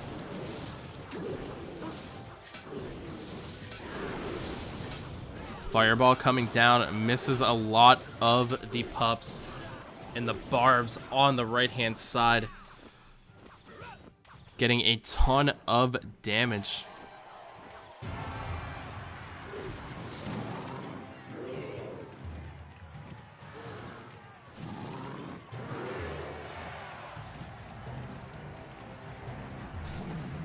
Balloon coming out from Tico. Is Beast going to be able to hang on? Does he have anything else to take care of that balloon? Inferno Dragon is going to lock onto the Lava Hound first. Zap coming down to reset. Oh, the cage comes down. Fireball coming out and no damage being taken by the balloon. Both of Tico's towers are low. Brawler takes care of the tower on the left. Miner takes care of the tower on the right, and Beast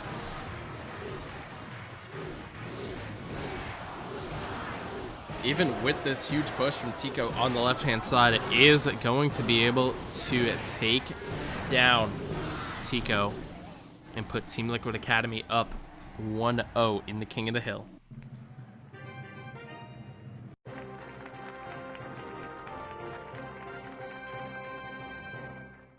Played a lava into an Inferno Dragon. I think he thought he was going to be able to get through and let the balloon connect, but Beast was just able to cycle through quick enough and get back to another cage. And the cage really just helped right there.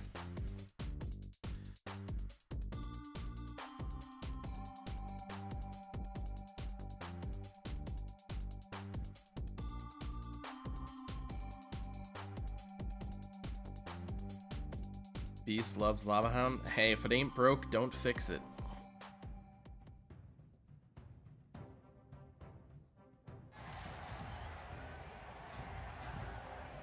Lord Cass versus Beast.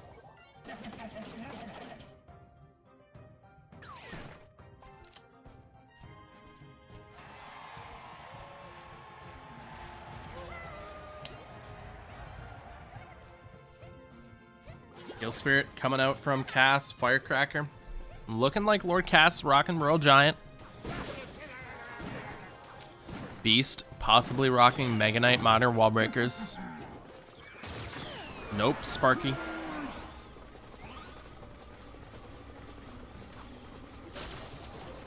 Great timing on the zap. And the Sparky's going to be able to blast the Dark Prince away. Beast's going to be able to get a Goblin Giant in front of this and take down those minions. Now, is it the Rage or Earthquake variation? Oh, the Heal Spirit gets a jump off. That is absolutely clutch.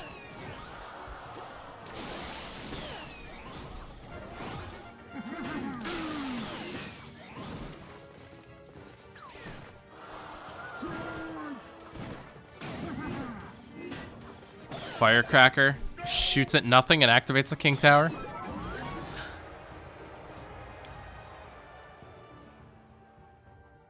I kind of thought that Musketeer went down before the Firecracker shot, but I don't know, man.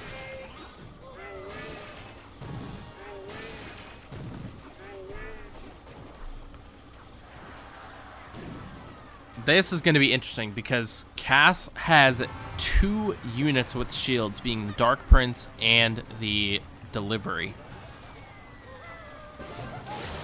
So every time one of those comes down, Sparky has to take 4 shots to break through.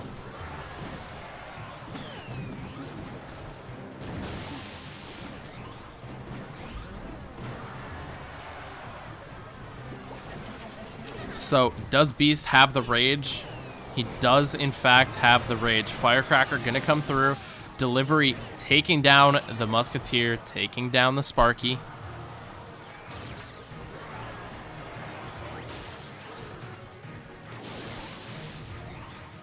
Ooh, with no defensive structure, that Royal Giant is gonna be able to take the tower down.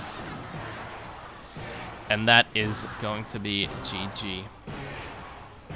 I mean, yeah, that's a difficult matchup to go against. You have 2 units that shield to distract the Sparky, and then you don't have anything to distract the Royal Giant.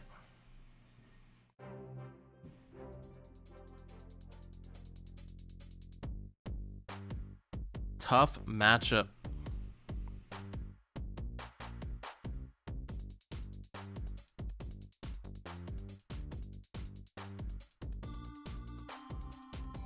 Nothing for Firecracker too, yeah. No arrows.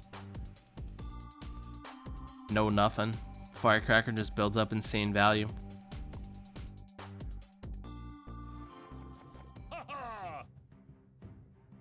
So it's going to be Ender going up against Lord Cass.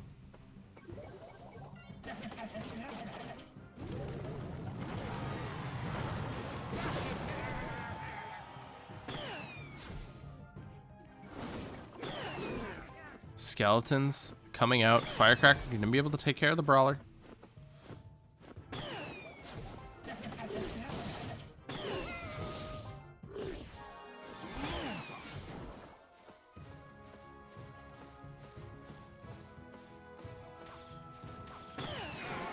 Firecracker getting some splash.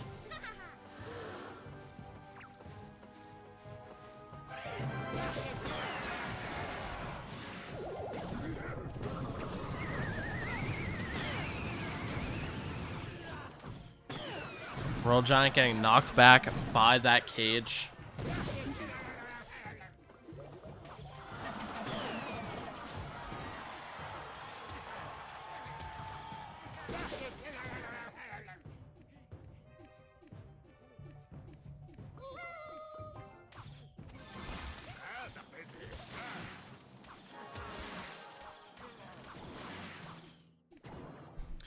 I think Lord Cass has Golem here.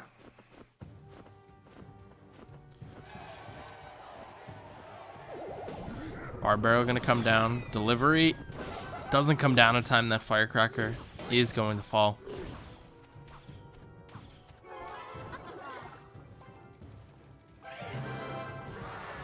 Royale Giant being played in the opposite lane.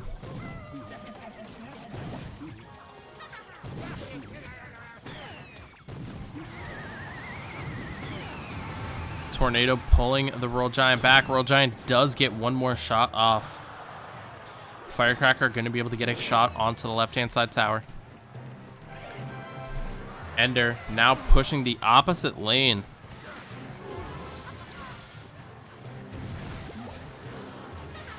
Heal Spirit letting the Royale Giant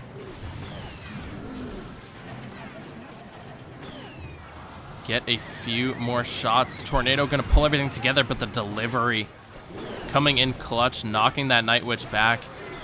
Lord Cass has nothing for these Firecrackers. The only thing he can do is tornado them together for a Baby Dragon Ice Wizard splash. But it is just not going to be enough. There's the tornado you see right there, being able to take down 2 of the Firecrackers.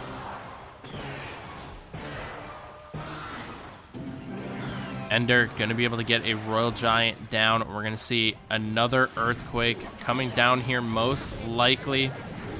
There is an Earthquake to try to slow things up. Royale Giant's going to be able to get one shot. Gets the second shot, 69 HP. And that is going to be an Earthquake away. And Ender going to be able to clutch it up.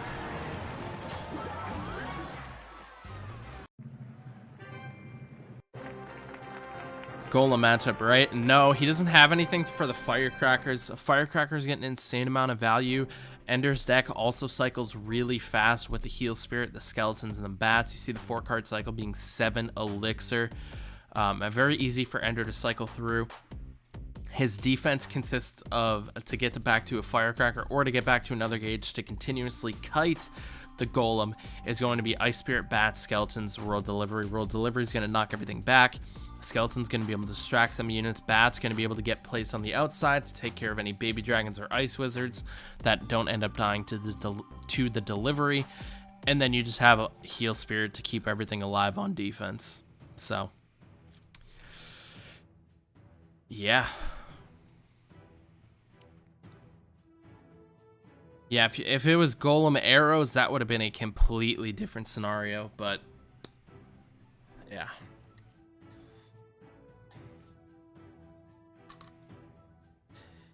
But it's going to be Ender versus Tano.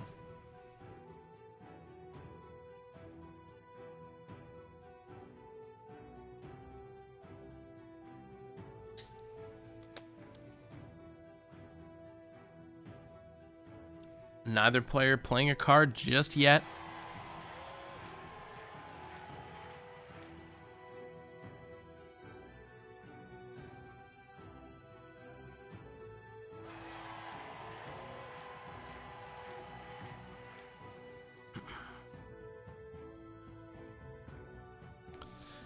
Minute before double elixir.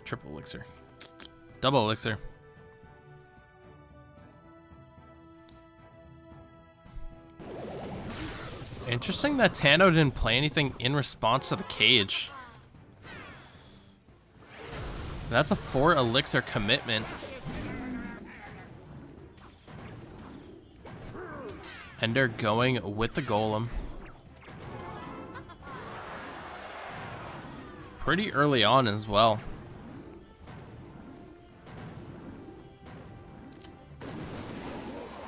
We'll see what the plan is here. Delivery coming down defensively. Baby Dragon not going to be able to take care of the Hunter, but death damage from the Golem getting onto the tower. Baby Dragon going to be coming through. Ice Wizard coming down, and the Graveyard comes out.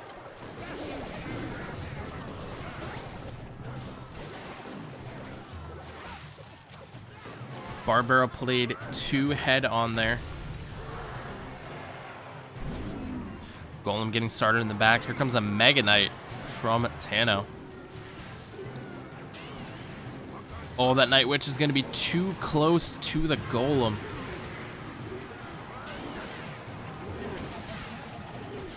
And the Mega Knight splash.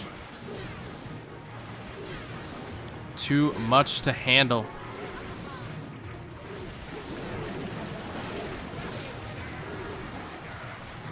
This is going to be close. Mega Knight coming down on the left-hand side. Lightning value for Ender. Mega Knight again getting insane jump value. Poison. Oh, the Night Witch gets a shot. The Baby Dragon falls, and that is going to be the game. And Tano sends it to game 5.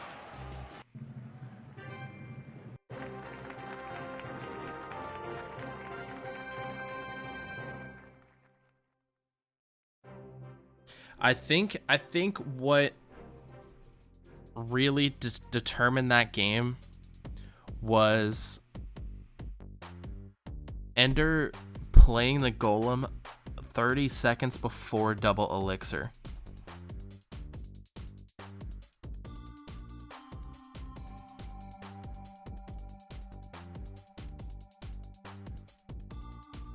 I think that's what really hurt Ender, because by the time Ender gets his push off, Tano can now counter push right as double elixir kicks in.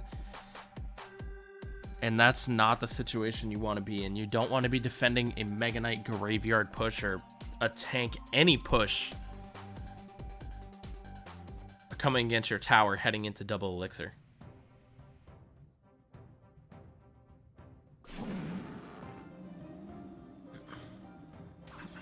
And here we go. CR coming in with the skeleton barrel. Is there going to be a zap? There is only death damage onto the tower, so CR running a bait style deck against Tano. We've seen a couple variations of this deck.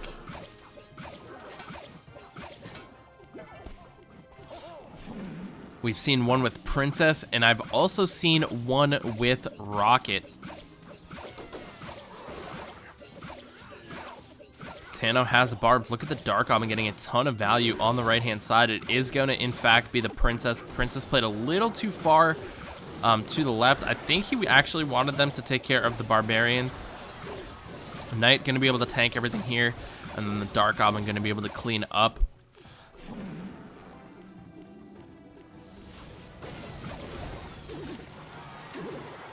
I think if this is a balloon deck from Tano,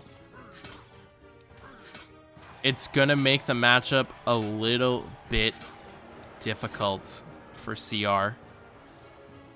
CR does have the bomb tower and everything like that, but I don't know what makes this match. But on the other side, what makes this matchup in favor of CR is the fact that Tano does not have a log or bar barrel of anything like that, so the Goblin Barrel is going to get so much more value than it normally would.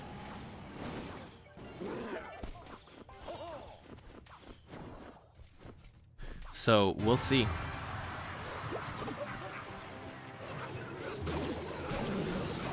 We'll see. Balloon makes this harder for CR, but the fact that Tano doesn't have a log or bar barrel or anything like that makes it a little bit better.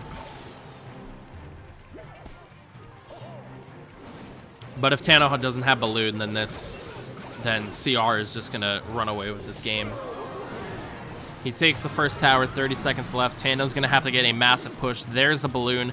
CR does have the bomb tower ready to go. Question is, can he stop this balloon? Dark Omen's gonna be able to come through. No fireball in cycle for Tano just yet. He does get it down, but it's gonna be a little too late as that balloon lost way too much health. And that is going to be GG. Well played. CR going to be able to clutch out King of the Hill. And we are going to the 1v1 set. GG. Well played.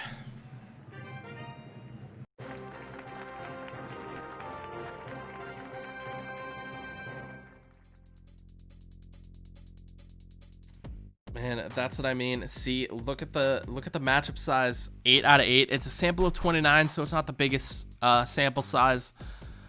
But that's what I was talking about with the deck, or with Balloon. It makes it a lot more difficult. But CR was he just kept the pressure on and did exactly what he needed to do. You look in that scenario when it's only 7 out of 8 cards that are the same in each of the decks. In comparison, the sample size is much larger, but it's a lot more even.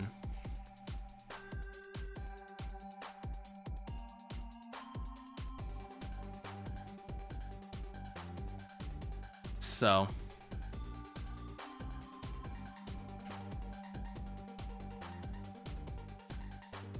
he can put pressure, and Lava can't do anything. That's what I mean. If Tano had Log or Barb Barrel, then it's a completely different matchup. The matchup becomes infinitely harder for CR to win. And there just wasn't a situation where, like, he played Lava Hound once, he played Balloon once, and they were at separate times. Yeah, you have to go all in with that, because it becomes a lot more difficult to see for CR to stop. So yeah, I mean, that's just the matchup.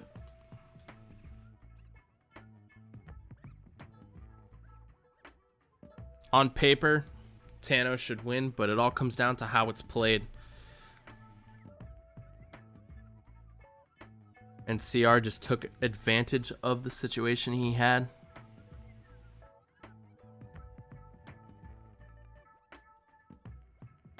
Playing the cycle to his advantage.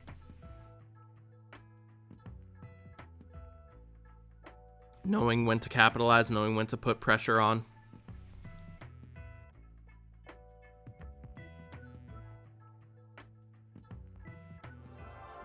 So here we go in the 1v1 set with bans Sparky and Bomb Tower are banned. And it's going to be CR versus Tico.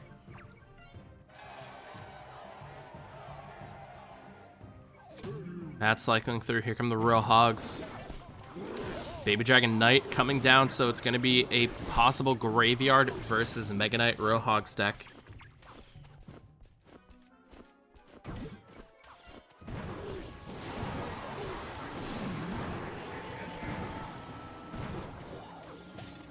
The Skeleton Barrel. Snowball coming down from CR.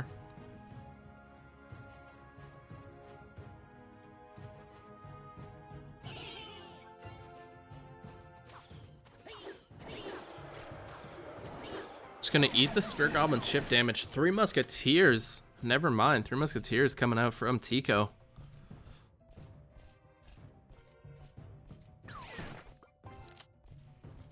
This is going to be very interesting. CR will have the Knight on the right-hand side. He also has the delivery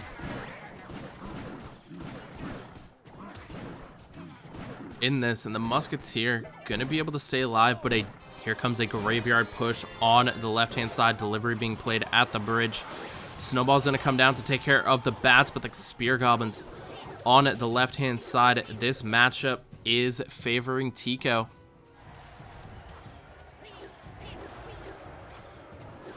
Tico has the big spell bait with the 3 Musketeers, the Flying Machine, and the Royal Hogs. With no Bomb Tower, it makes it a little bit more difficult to defend against the Royal Hogs. And the fact that CR is going to have to get value poison with the Graveyard if he wants any chance to take a tower. But then that means he can't use the poison on the Flying Machine or the 3 Musketeers.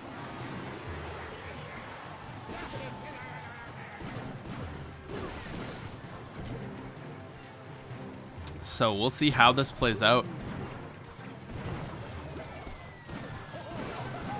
Great timing on the delivery. Knight's going to be able to tank these Bats for just a few brief moments. The Cage coming down for the Skeleton Barrel. Royal Delivery going to come down on the left-hand side.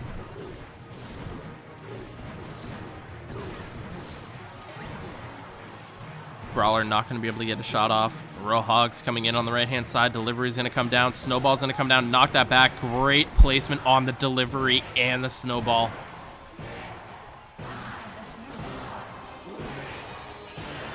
Graveyard coming down. Bats are going to come out. Baby Dragon going to be able to stop the bats. Delivery goes onto the Graveyard. And that's a decent amount of chip damage. As difficult as this matchup is for CR, he's playing this extremely well.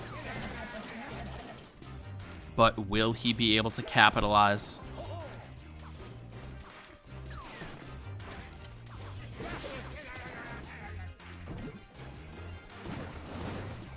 This is where things become tricky. There's so many troops that are poison value. A beautiful Royal delivery on the left-hand side, on the right-hand side is going to be able to stop the Musketeers and everything. Knight's going to come down. Muskie is going to stay alive. Baby Dragon's going to come out and tank. No, the Musketeer is going to be able to lock onto the tower. Cage coming down. Oh, beautiful placement on that Musketeer. Going to be able to take this flying machine down. 60 seconds remaining. Delivery on the left-hand side. Delivery is going to come on the left-hand side for CR as well. Musketeers coming out in the middle. Poison's going to be coming down.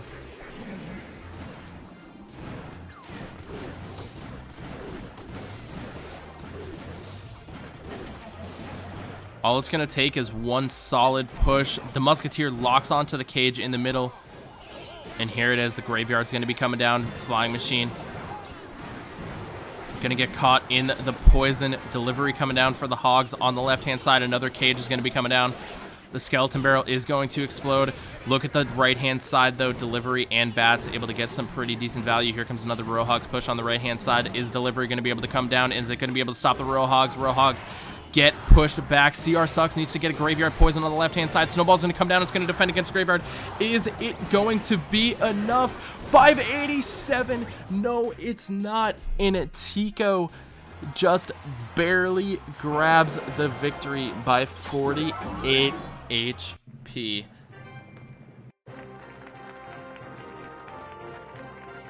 Man, oh man, that is such a difficult matchup for CR.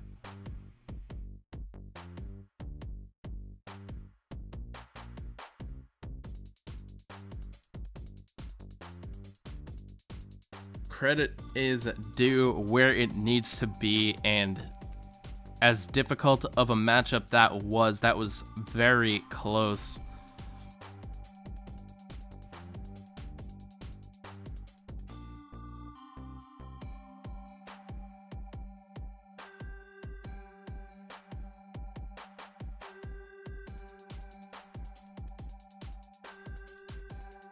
Man, I mean, that's...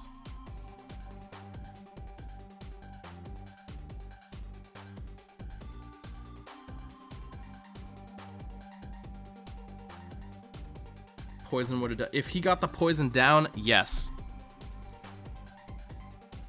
If CR got the poison down with enough time, even if he got it with 4 seconds,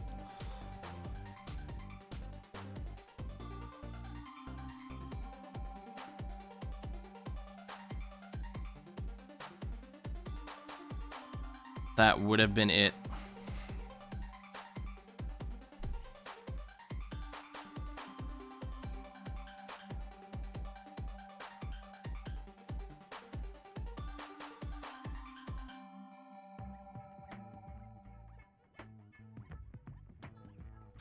All right. Well, looks like Team Liquid Academy might be using their timeout here.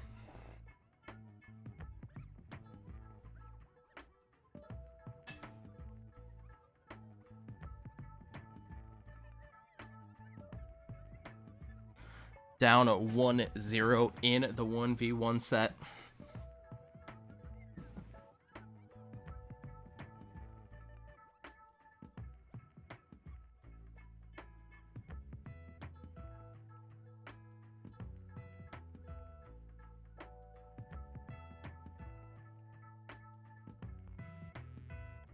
Man, I still can't get over how well played CR played that. Like, this matchup is insanely difficult. The bats, the spear goblins, the three musketeers, the flying machine, all poisonable.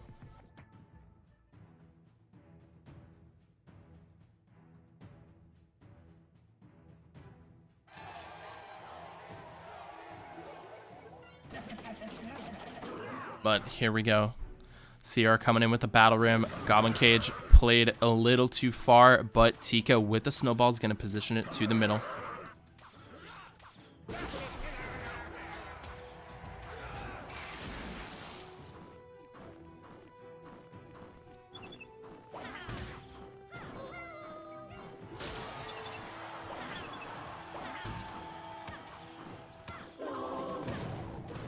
Let's see.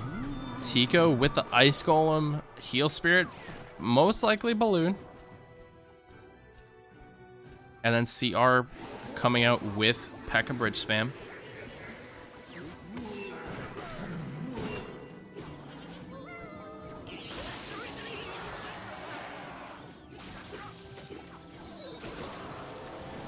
No Balloon connection there.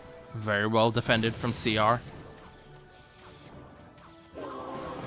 Log gonna come in, take care of that Ewiz. Ewiz was gonna be able to get one shot off.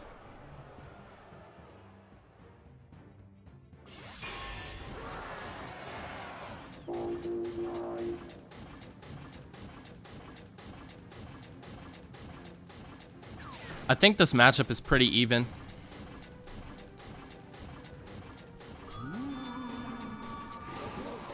Slightly favors Balloon. But the fact that CR has Ewiz and Zap makes it a little bit better.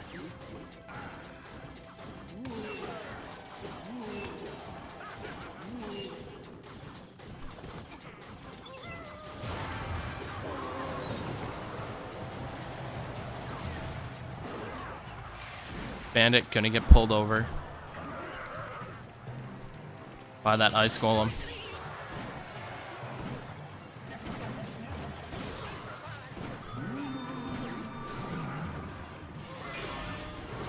Oh, with the Ewiz in the back, minions are going to come down, and this is where the Balloon might be able to get a connection, even with the Zap. Does not come down with the Zap. Ewiz going to the opposite lane.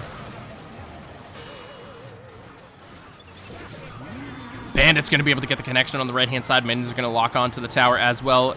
Here comes the Royal Ghost. P.E.K.K.A. going to be able to help take care of that Lumberjack, and the Royal Ghost going to be able to get 2 shots on that right-hand side.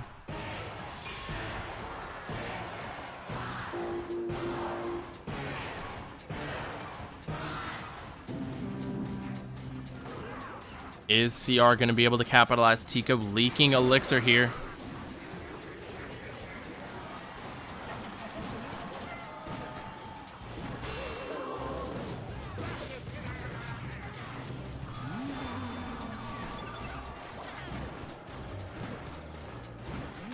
P.E.K.K.A. not going to be able to get a shot off, but the Bandit dash is going to be able to dash onto the Musketeer. Ice Spirit coming down with the Ewiz on the left-hand side again. Going to make things tough, but the fact that the Lumberjack Rage is not there means the minions will be able to stop the Balloon. The Ewiz is going to be able to get a shot off onto the tower. Going to be able to get a second shot in as well. Doesn't get a third, no. But a huge push on the left-hand side. Battle Ram and P.E.K.K.A. are going to be able to connect. Ewiz coming down for that Lumberjack. And P.E.K.K.A. Barbs going to be able to clean up this left-hand tower, and we are going to game number 3. CR able to pull it out there. What made that matchup so close was when CR played the Ewiz on the opposite side.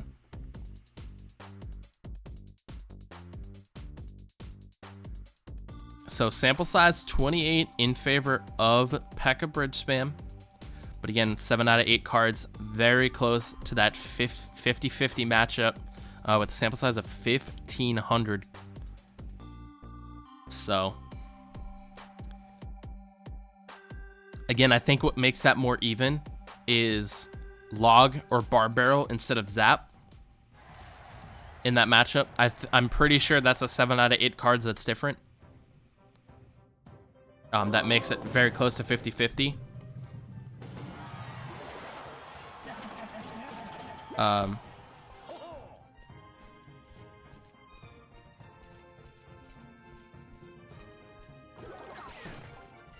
I'm pretty sure there's also, yeah, the variation with Magic Archer as well.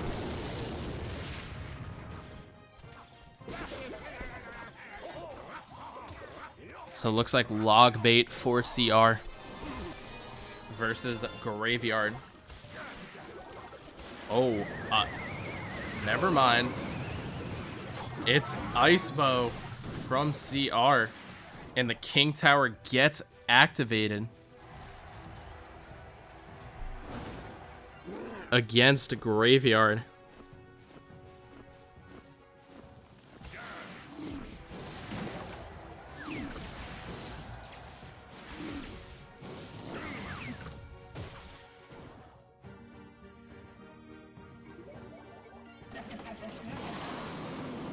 With the cage going down, a rocket just flying out from CR. I think what CR does is play defensive expos and just rocket. Great placement on the expo as well. Not in poison range. Oh, the Musketeer focuses onto the Ice Wizard. But that King Tower being activated. Here we go, double elixir. Tico with the damage lead.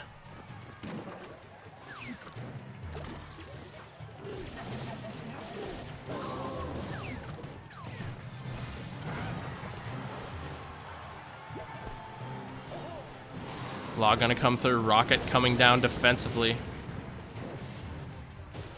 CR not taking any chances.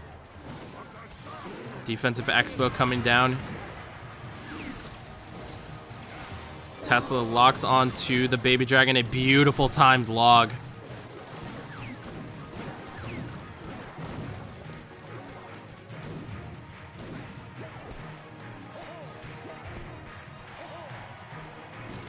CR with an expo going opposite lane. Poison going down onto the Expo. Expo is going to be able to lock onto the tower. Now with the Baby Dragon on the opposite side.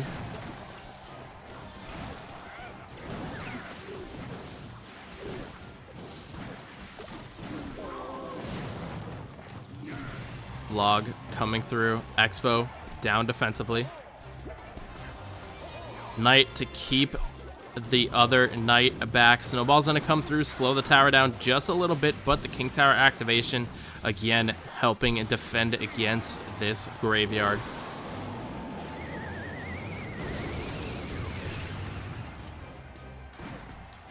Rocket tornadoing that Baby Dragon in. Skeletons down in the back. Log gonna be able to knock this all back again. That King Tower being activated is so clutch.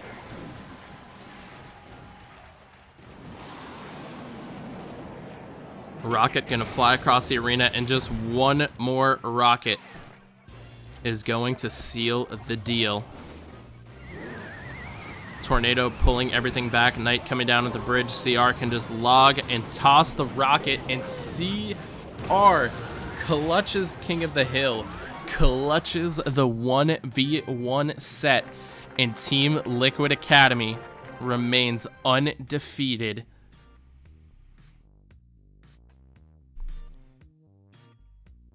GG's, well played.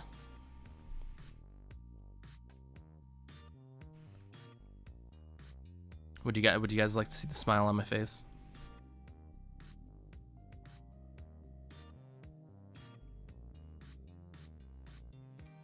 CR, yeah, he's like 12 and 2. Yeah, I'm pretty sure that's correct. So Team Liquid Academy 5-0. Ace 1 still in the passenger seat.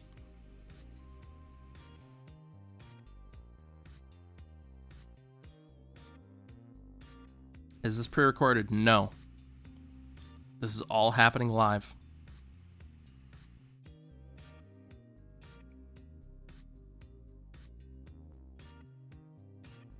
So the next matchup is going to be Ace 1 versus INTZ.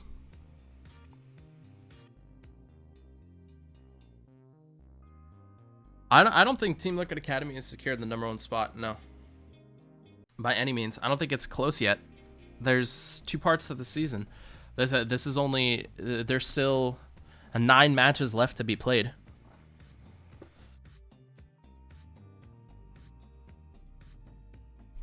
There's still 9 matches.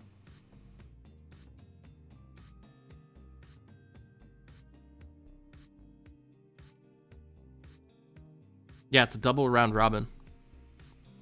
Double round robin.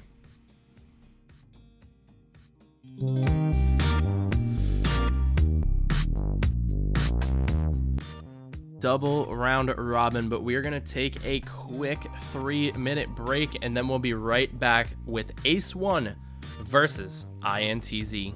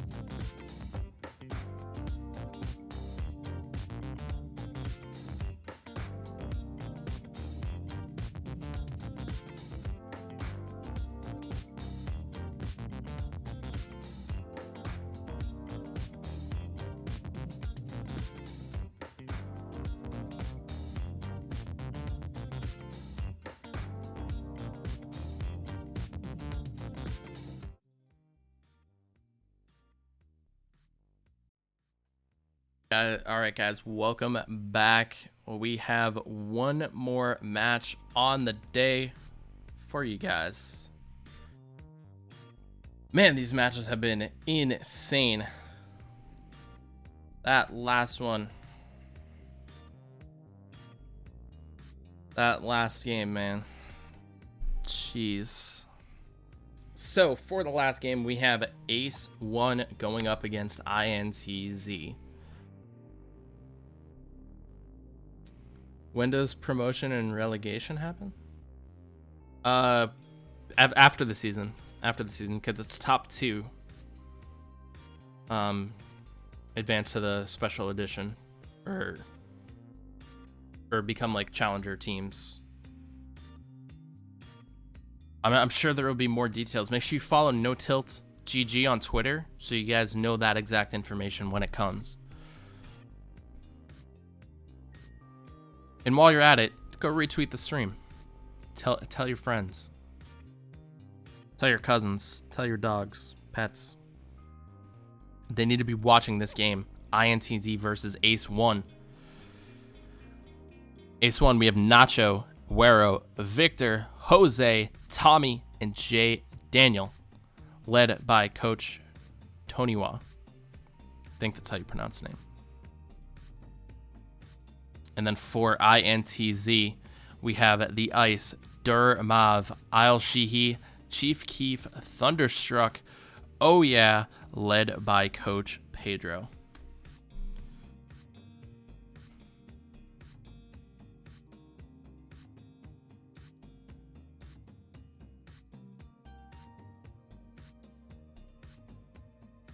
Who you guys got winning this match? Is it going to be Ace 1 or is it going to be INTZ? Are they going to further secure their spot in the top 4 in this first half of the season? Or is Ace 1 going to pretty much get sole possession of second place moving forward into the second half of the season? It's going to be close. It's going to be close.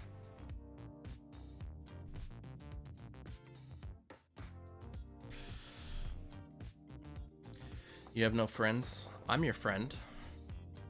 Send it to me.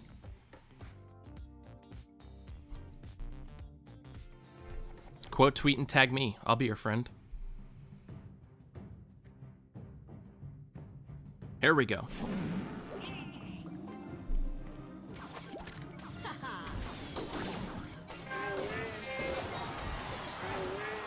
Princess from Thunderstruck.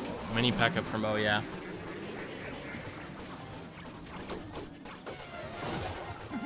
Bats fall to the death damage of the skeleton barrel. Here comes a giant skeleton. Tornado and Freeze are banned for this 2v2. Miner going to be able to get some good chip damage on the right hand side.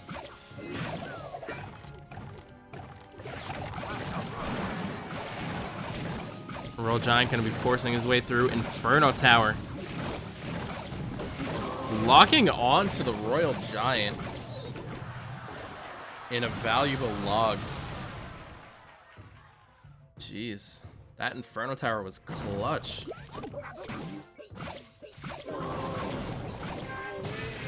Hog Rider gets a shot.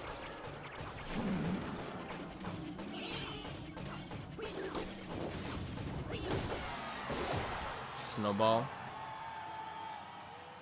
Looked like a snowball fight.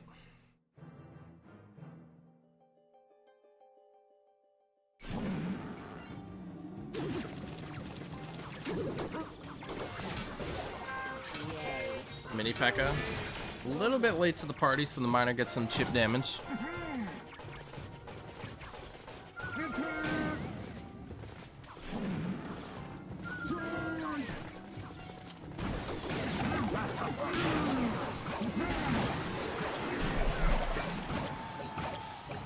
Giant skeleton's gonna fall.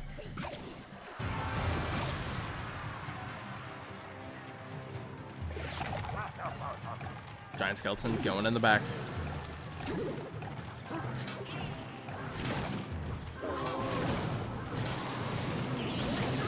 Rocket coming out from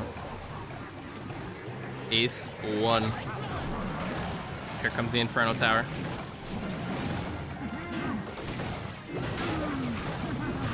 Snowball coming in. Hog Rider, Skeleton Barrel going to be able to connect on the right-hand side. Log comes down just a little bit too early. Skeleton's going to be able to get some chip damage. Giant Skeleton falls.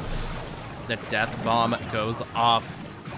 This is becoming increasingly close.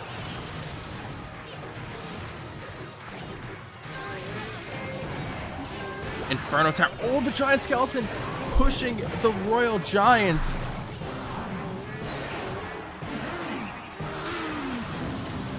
What just happened?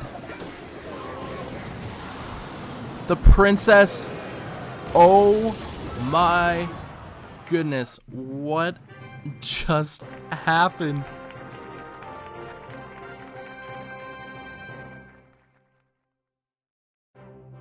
The giant skeleton pushed the Royal Giant to safety from the Inferno Tower.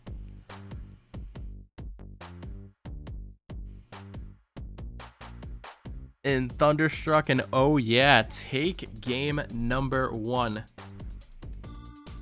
Wow. Wow.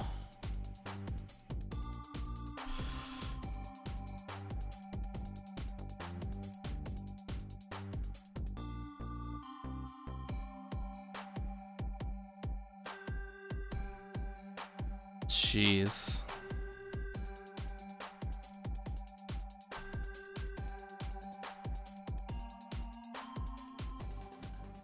That's insane.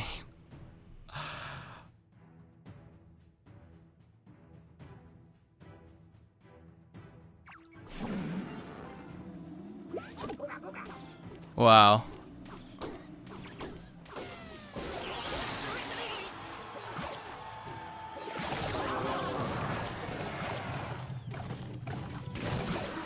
That's nuts.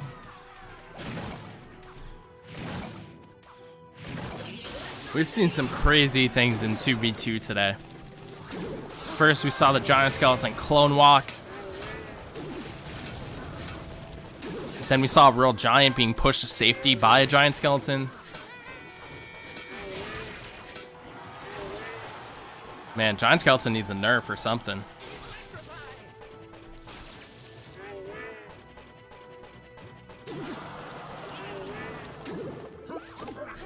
Needs a nerf or something.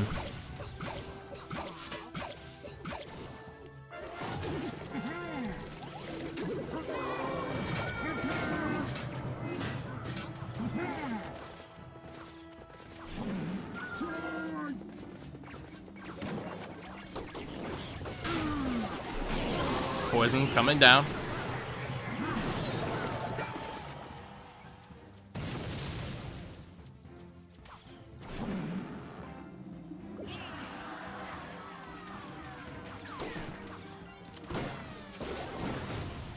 Snowball down for that Skelly Barrel.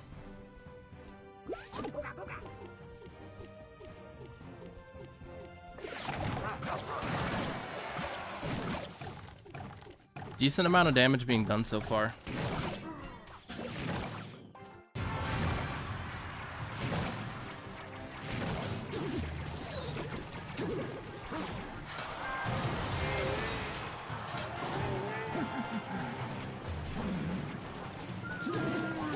So far, solid defense from Ace 1.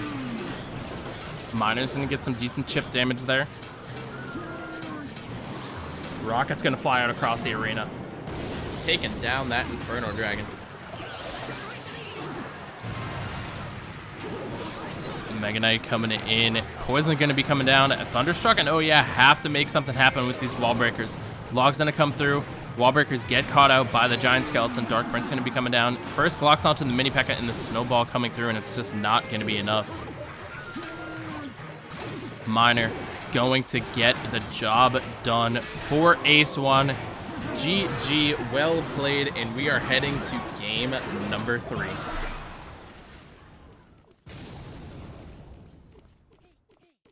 I think every 2v2 thus far has been a 2-1.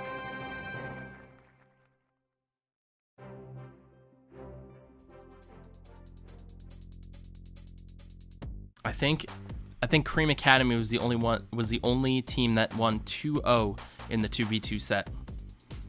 Every other team today has been 2-1.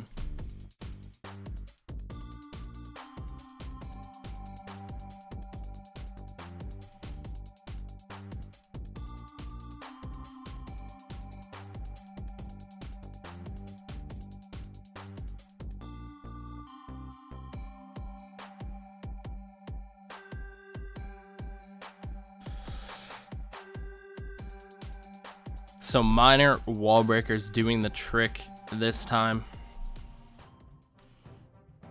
The giant skeleton push, man. I think that's what INTZ needs. They need that giant skeleton push.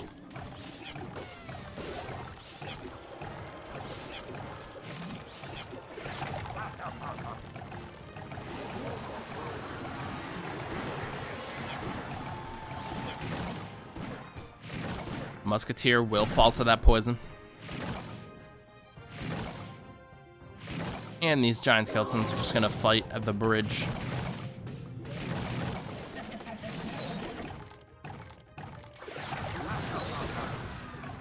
Lumberjack going down on the back. Princess could be seeing Clone.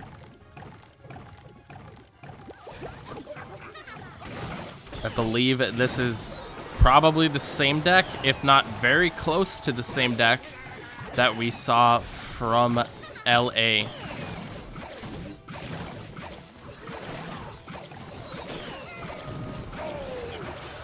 Firecracker activating the King Tower. Royal Giant going to be able to get some pretty decent damage. Hog Rider's going to get a shot, and just like that,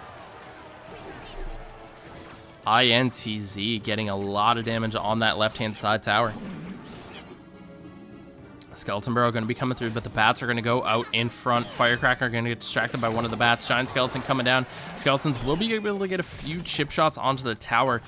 A good 400 damage on that left-hand side. So if INTZ has a rocket, then it's going to make things a little bit easier.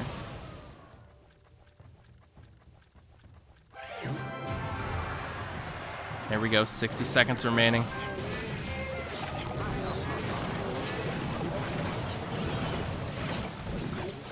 Royal Giant getting a lot of chip shots on the left-hand side.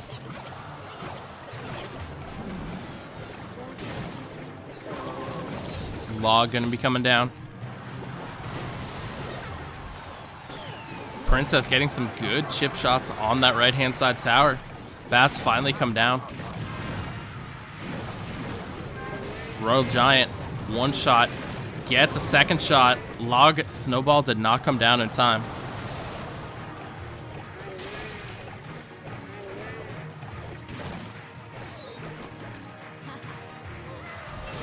Ice Spirit grabbing the Princess. Here comes the Royal Giant.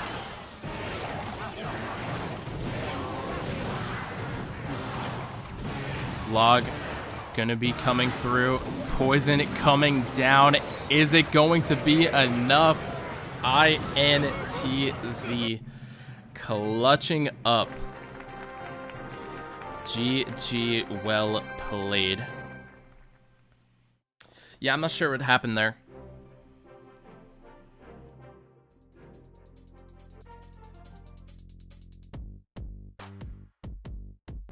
I'm not too sure what happened. I saw that too.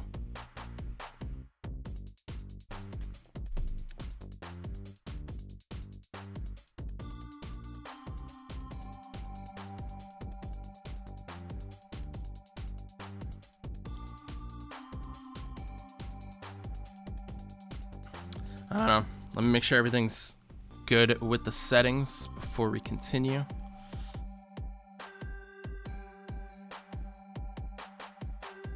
I don't know.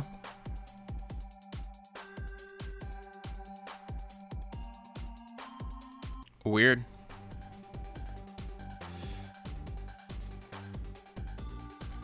Weird.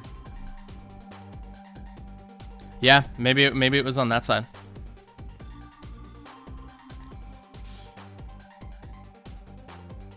Why do I speak so slow? Oh, you have not heard me cast before then, my friend. Some people call me the rap god of casting for Clash Royale.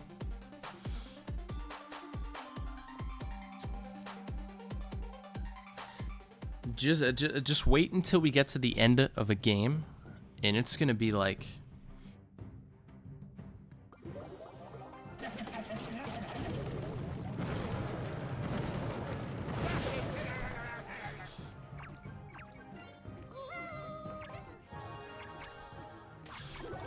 Alright, let me see something here.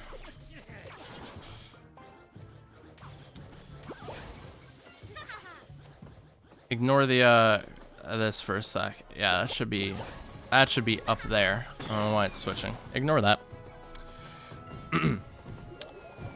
Beginning where we have the casual talks about CR decks. I mean, yeah, it starts off slow. What game doesn't start off slow, you know?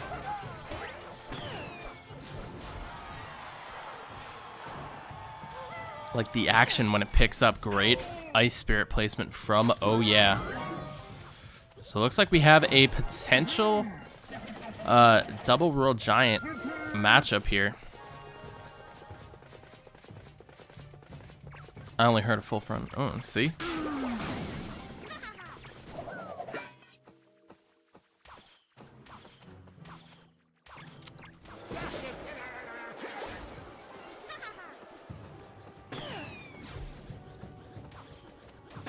Yeah, looking like Royal Giant here.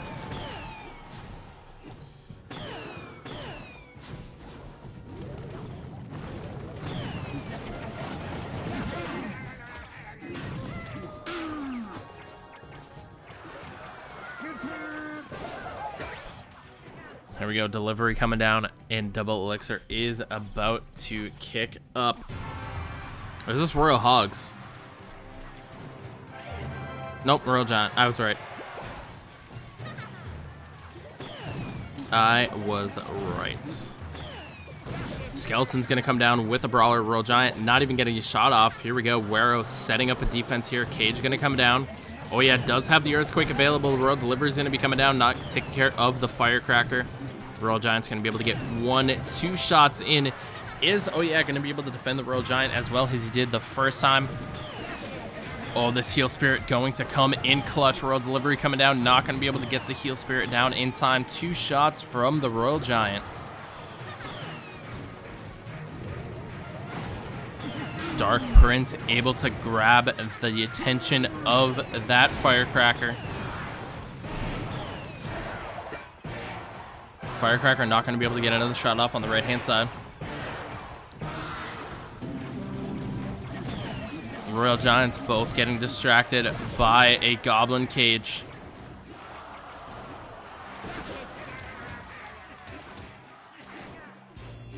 Brawlers duking it out at the bridge.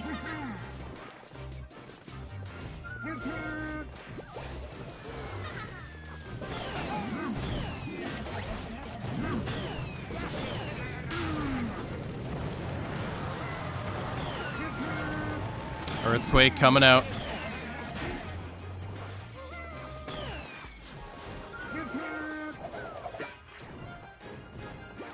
Here we go, Royal Giant coming down. Is this going to be the final push? Dark Prince able to come down and defend with that Goblin Cage. Royal Giant's going to be able to get 1 shot off.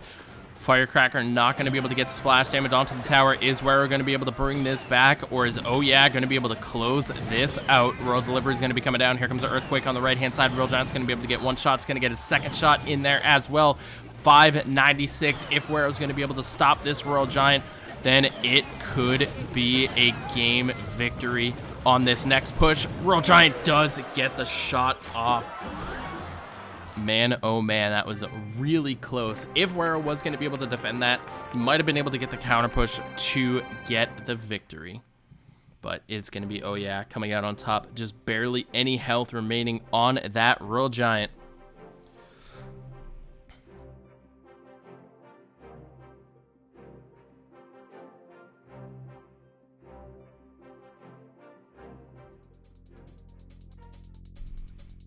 GG's, well played. I think the quicker cycle was the difference there. Oh Yeah was just able to get more Royal Giants down, get more Earthquakes down. Look at the difference in Royal Giants and Earthquakes. 3 more Royal Giants, 3 more Earthquakes.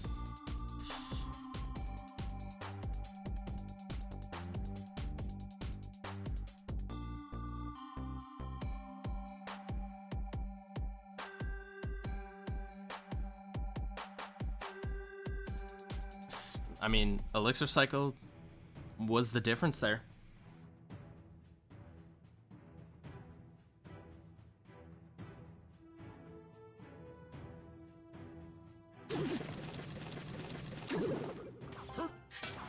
Miner on the top hand corner. Oh yeah, with the Ice Wizard. Is this going to be Ice Bow? Nope, it's going to be Graveyard. Or Golem.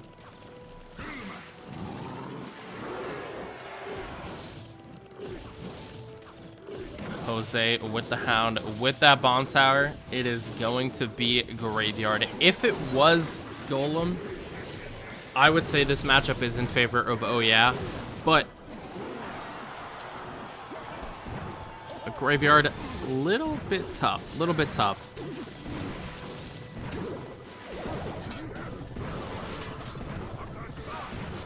Cost of troops in comparison to Oh Yeah's troops were not as threatening versus cycle deck. Yeah. Yep. Yeah, the quicker cycle just made it much easier in that last matchup.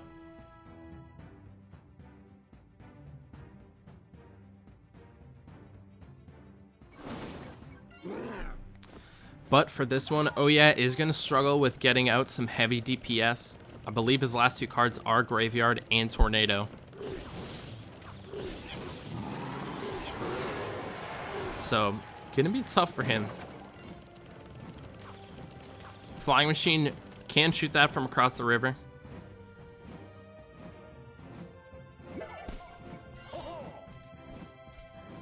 Knight coming down on the left-hand side. Flying Machine going to get played in the middle outside so it can go toward the right-hand lane. Miner's going to go on the back of that Ice Wiz. Arrows coming out. Tornado from Oh Yeah. Miner going to get the chip damage. Lava Pups coming out. The poison not going to be able to take care of them. Lava Pup's going to be able to get a pretty decent amount of damage on the right-hand side tower. Another Lava Hound push being built up for Jose. Here comes a Knight. Graveyard push on the left-hand side. Barbarian's able to come down and defend. Flying Machine's going to come down and be able to take care of that Knight. No, it doesn't turn. It bypasses the Knight, so the Barbs are going to have to deal with the Knight, but a couple Skeletons do sneak out of the poison and get some pretty decent chip damage. If Oh Yeah can defend this push, he might be able to get a tower down on the left-hand side, but it's not looking good. This tower is 100% going down. And with 8 seconds remaining, I don't think Oh Yeah can take it. And that is going to be a 1-0 victory in a low battery.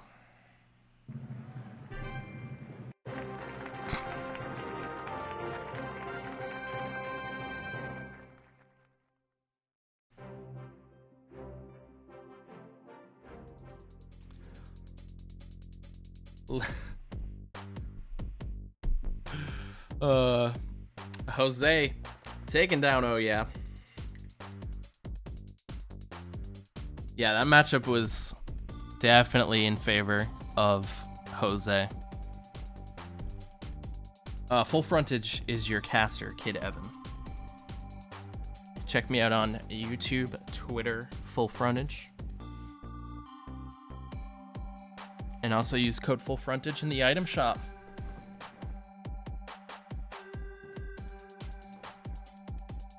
Yeah, that's a really tough matchup for Oh Yeah.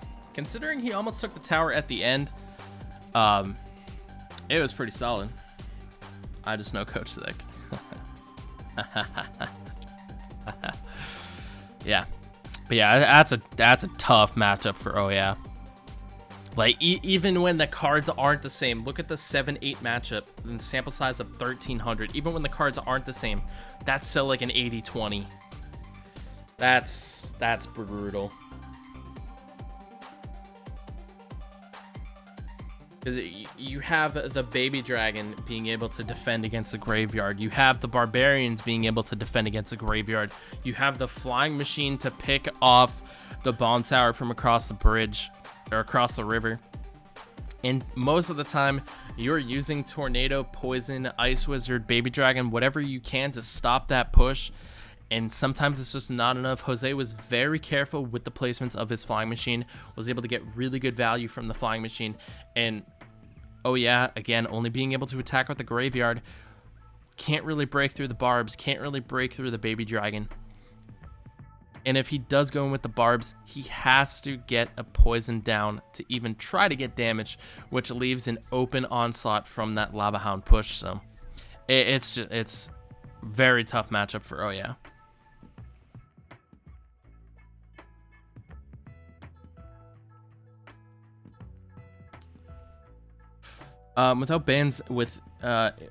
Without bans in this King of the Hill set within this meta, what kind of deck would I run?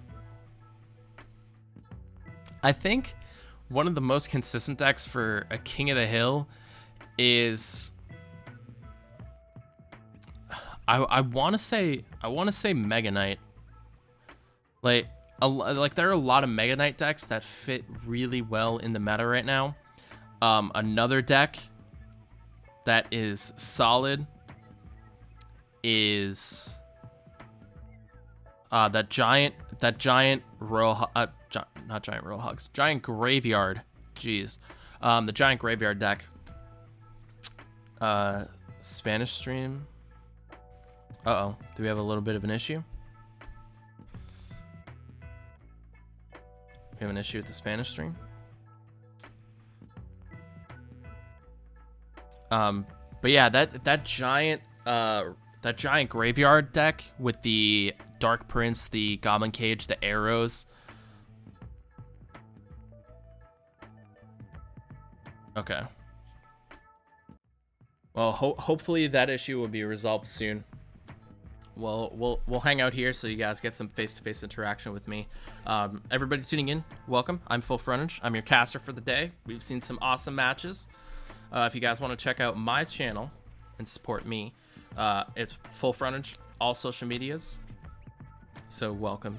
But to go back to the question, yeah, I think Giant Graveyard, that Giant Graveyard deck is actually really consistent. It beats a lot of the decks. It does really well against Lava Hound. It does well against other Graveyard decks. You have the Dark Prince to counter. You have Night Witch being able to build up pushes with the Giant if you can't get a Graveyard down. So you have multiple push options with that Giant Graveyard deck. It looks like we're going to jump right back into it, so there we go. My clothes are pretty cool, thank you. Yeah, Supercell hoodie. I love it. It's really comfy too. Played 9 times yesterday or something, tweeted by Stats Royale. Yeah, that deck is really popular as well. Mega Knight's good. Yeah, so I think I like Mega Knight and Graveyard. I think those are very consistent decks.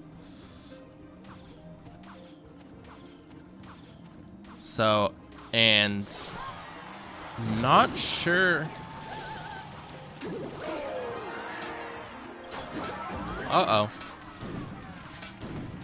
Glitch? Did he not connect in game? Was there an issue? We'll let the admins figure out what's going on there, but might be a replay. Who knows? They'll be able to make that call, so we'll see what happens. He says he glitched out, so maybe he never connected to the match. In which case, I believe it's a rematch.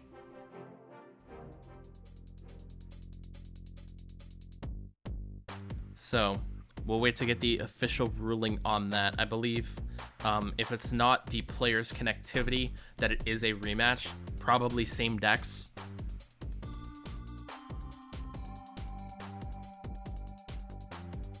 The buff for Princess upcoming meta balance didn't have a motive. It's already strong and it doesn't die to rocket log.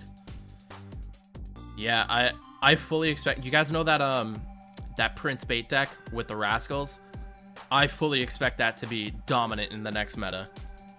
And also Giant Double Prince. Like, Giant Double Prince is like kind of there, but I fully expect it to be much better in the next meta. So Giant Double Prince, and that Prince Goblin bait deck, those two decks are going to be very strong. With Prince, like, it's a small buff, it's 3%. I don't think it's going to be game changing, but I think it's going to help a little bit. It's going to take one more shot from a couple things. The deploy time being changed on everything, if you guys didn't catch that. All group units except skeletons and skeleton army will have a 1 second deploy time, in between each unit. So, or was it 1 second, or was it point? Hold on, let me look. It's been a long day. A 0.1 second, and not 1 second. That'd be busted. 0.1 second. 0.1 seconds. Not 1 second.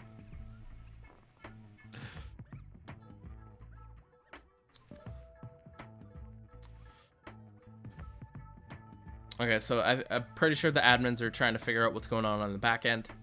I don't know why I said 1 second. 0.1. 0.1. There was a sold minor poison bat stack with spear gobs. Oh, yes. Yes, that deck is going to be solid as well, especially with Bomb Tower receiving a nerf. Inferno Tower and Minor Control most likely going to be making a comeback. That deck with the Prince, I believe it was Minor, Prince, Inferno Tower, Bats, Spear Goblins, Poison, Minor, Bats, Inferno Tower, Prince, Spear Goblins, Poison, Snowball, or Barb Barrel. I'm sure it'll come up. It'll come up. I don't remember it off the top of my head. I'd have to look at it. But it's been out of the meta for a few months. Oh, Barb Barrel and Snowball. Gotcha. So I was close. I was close. Pretty much had it. I had 7 out of 8. It's pretty solid. Pretty solid. Is there a video showcasing these interactions? No. I did want to make one, but I got really busy with some stuff. But if I have time this weekend, which I might on Sunday, maybe there will be a video Sunday. I don't want to make any promises because I don't know, but if there are ever any interactions you want to see, definitely tweet them at me, and I'll make note of them and see if I can just maybe I can grab like Twitter clips to post. EQ and Bomb Tower are officially dead. Well, EQ just has the attack speed removed, I believe, right? And then the slow is going back to 35%. And look at the balances again. Yeah, so the move debuff from 35 to 50, and then it removes the attack speed debuff. So it's going back to the 35%. I don't know if it's going to be dead, but it's not going to be anywhere near as dominant. That's for sure.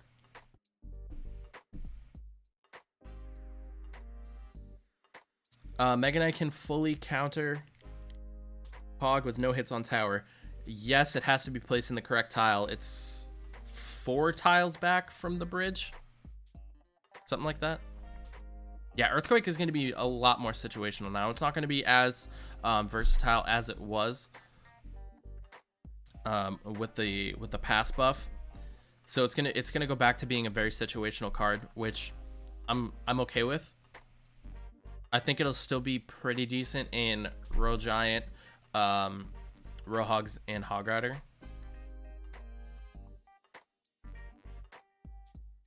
This is just revert. No, I like the Earthquake change that they made. I think this will be good. 3 Musk Royal Hogs will be OP. I'm very curious to see 3 Musk Royal Hogs with the Skeleton Dragons. There have been a lot of feedback on the Skeleton Dragons video. The one I uploaded specifically. A huge thank you to Clash Royale for the retweet on that. But it's got like almost 55,000 views last time I checked, and a lot of the feedback has been the same, but a little bit different ideas here and there. One of the ideas that I'm interested in the most, and that I think is probably one of the best, is having it be, so there's a couple actually. There's 2 I'm really keen of. One is having it be 3 dragons instead of the 2. and have them have a little bit of a slower movement speed and leaving the HP and damage the same. So it's 3 and they move a little bit slower. That one I'm keen of. And then there was another one that I actually really liked. A lot of people are suggesting some sort of death damage with the skeletons, to make them a little bit unique versus the baby dragon, because it's basically a deskinned baby dragon. Was having the bones do damage or slow when they die, so it drops bones and it makes enemies walk slower. And then one of the other ones is going to be, or one of the ones that kind of relates to the death damage, I guess, is when you split it. So when you split, if one of the dragons dies and the other one stays alive for like 5 seconds or whatever, 5 to 10 seconds, somewhere in there, maybe, the other dragon respawns. So there's some very interesting ideas that you guys are leaving comments for creators, because we're all collecting that feedback and we're giving it to Supercell so they can see. So 3 skeleton dragons are minions on steroids, pretty much. But they said in the TV Royale video that they kind of got the inspiration of beta minions from Clash of Clans. So I don't know, maybe. So it looks like they are playing the same decks. A clutch defense right there from Chief Keef. Could have easily lost a tower.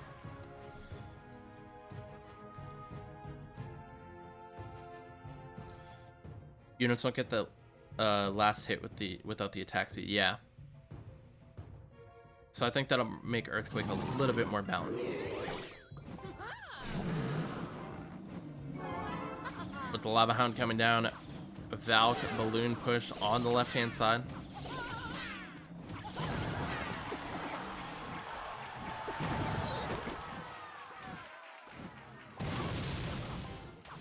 And that is double lane pressure. Miner coming down. One of the archers is going to stay alive now. Oh, with that snowball, the miner is actually... Oh man, what a clutch miner. Bomber Dragon, since Skeleton Dragon is free-to-play version of Baby Dragon now. You like the initial concept of having it be like a bomb?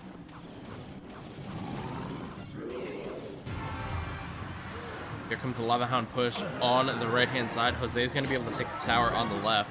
We'll get back to some Skeleton Dragons discussions after.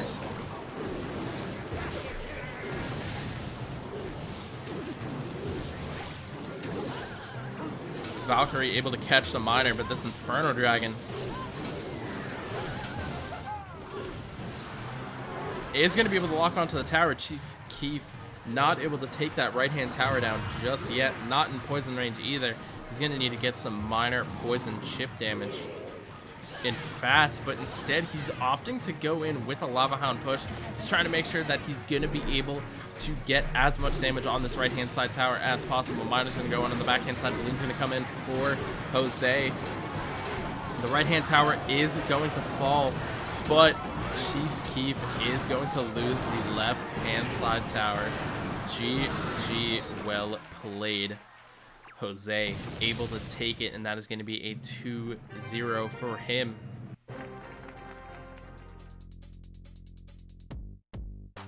That was the last matchup. It'll be updated in just a second. So you can see they played the same decks. There it is. Played the same decks. But one of the other things that I think Skeleton Dragons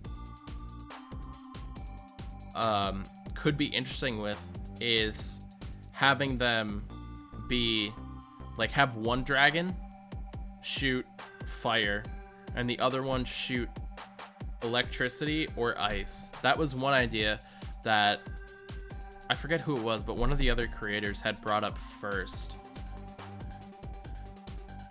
Maybe it was Molt. Might have been Molt, but I thought that was a really cool idea. And that introduces a whole other mechanic into Clash Royale.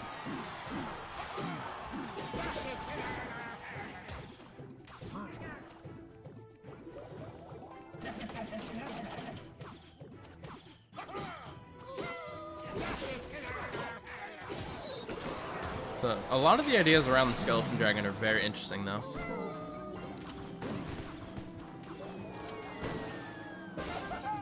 The ice. Busting out Lumberjack Loon. Lightning would stun also. Yeah, so it would be like, it would literally be like an Electro Dragon, but it's the skeleton. So it's a skeleton dragons, but it introduces you to the concept of the dragons in Clash Royale. Or adding in a new dragon with the ice effects, sort of introduce you to the like Ice Wizard part. And it was really interesting. I think that'd be cool.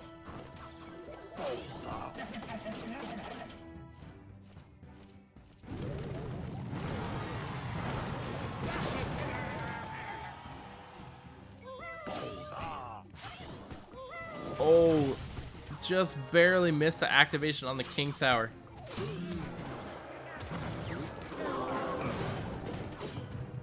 The Magic Archer was so close. Dark Prince gonna be coming down the left-hand lane.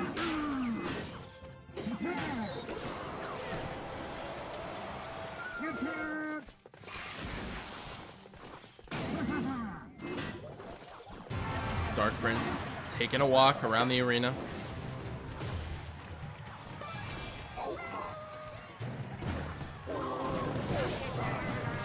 Ice Spirit gonna get caught out by the log. Muskie not gonna be able to get the shot off.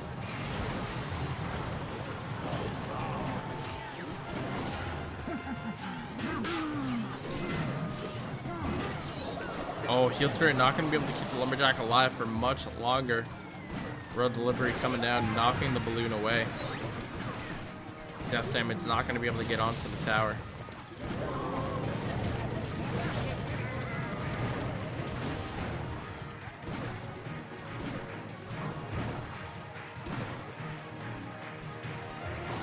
Let's see who's going to be able to come out on top so far. Ice just barely behind.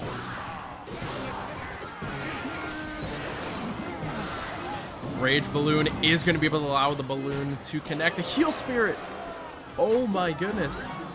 The Heal Spirit kept the balloon alive 1 second longer.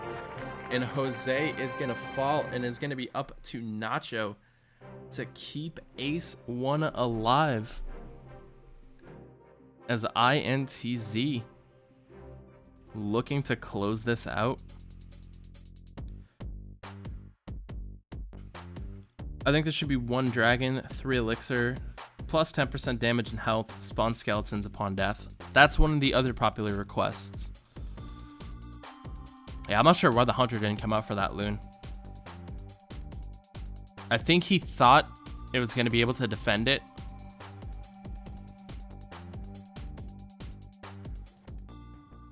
Or he could take that 1 shot. I don't think he was expecting a 2nd shot with the balloon.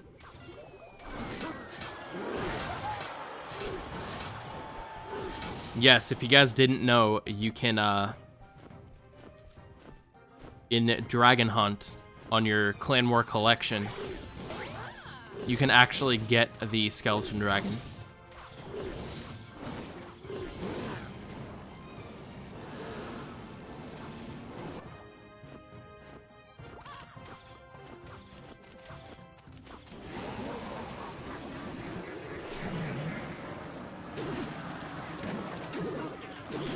Miner going right onto the bomb tower. Very heads-up play from Nacho.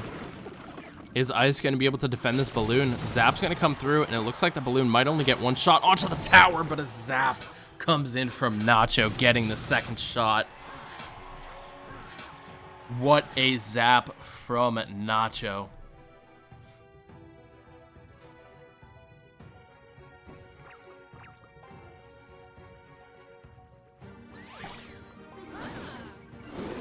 Valkyrie coming down on the left-hand side. Here comes a balloon push.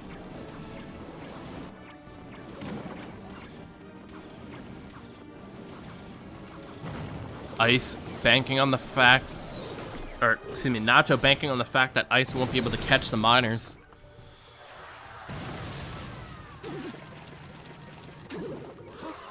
Barbs come down in front.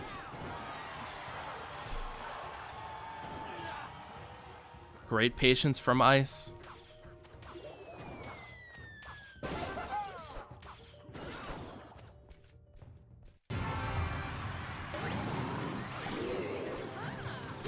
Lava Hound in the back. Miner gonna pull the Valkyrie back.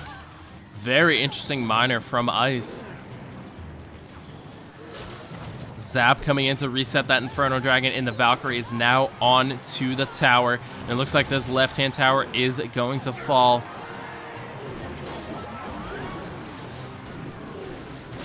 I don't...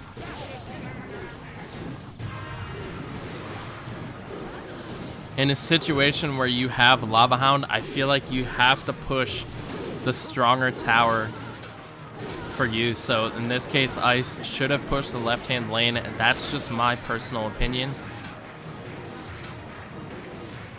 I think Ice might still be able to take this tower. Nope, Royal Delivery coming down. That's it. GG's.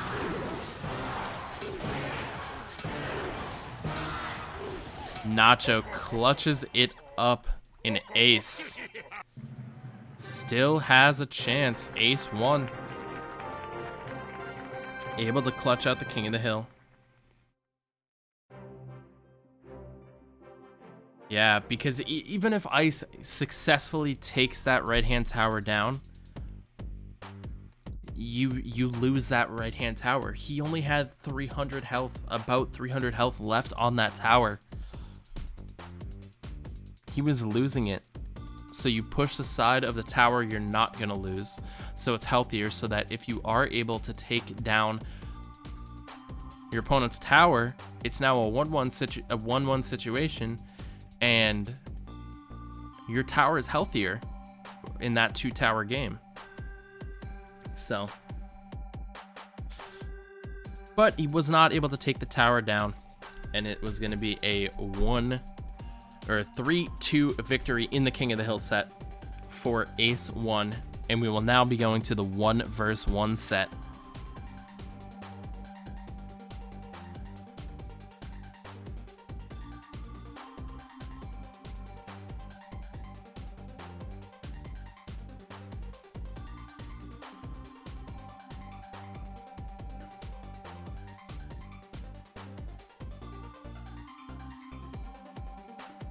You think Nacho versus Thunderstruck? I think it's going to be Nacho versus Dermov.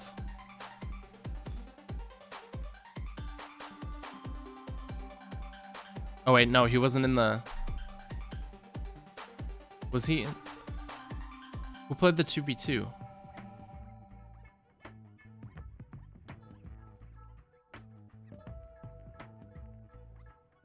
Thunder and oh yeah. So he wasn't, yeah, so Dermov wasn't in the roster. So, yeah, probably Thunderstruck then. Because, oh yeah, played in King of the Hill.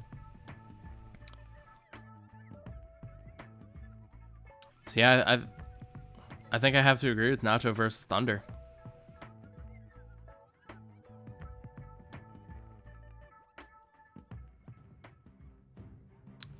And it's Wero versus Thunder.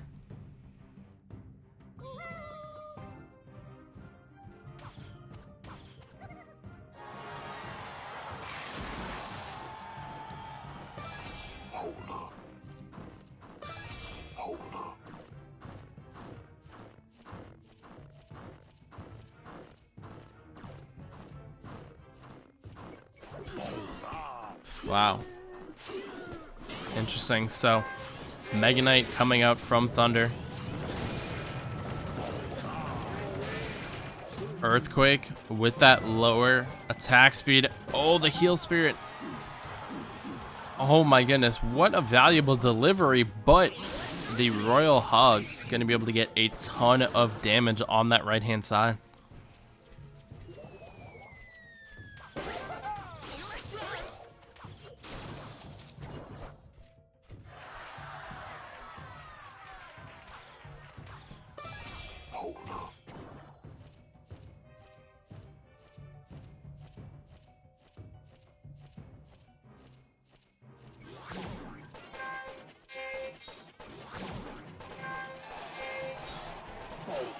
Oh yeah, I didn't even talk about the bans. The bans are Bomb Tower and Bats. Bats is an interesting ban, but it's so effective because if you think about it, Bats takes out like a pretty decent amount of support units, and minions aren't like the best replacement for them because it's a little bit of a quicker, it's not as quick of a cycle. But at the same time, when you take out Bats, you're not forced to run decks with Zap or Snowball and things like that.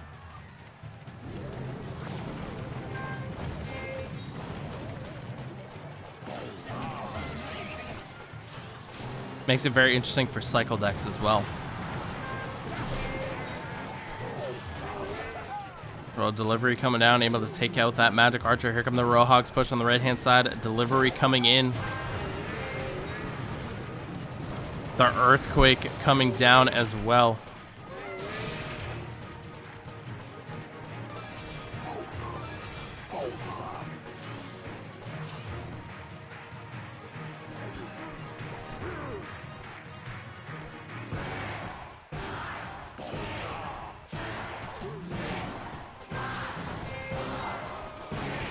Mini P.E.K.K.A coming down to defend. Here comes the Royal Delivery on the left-hand side. Mega Knight gonna slam down onto the Ice Golem. Mini P.E.K.K.A getting a shot. Is it gonna get a second shot? It does. Huge connection from Wero on the left-hand side. And it's gonna be a Royal Hogs base race. Royal Delivery not gonna be able to come down in time, and Wero takes game number 1.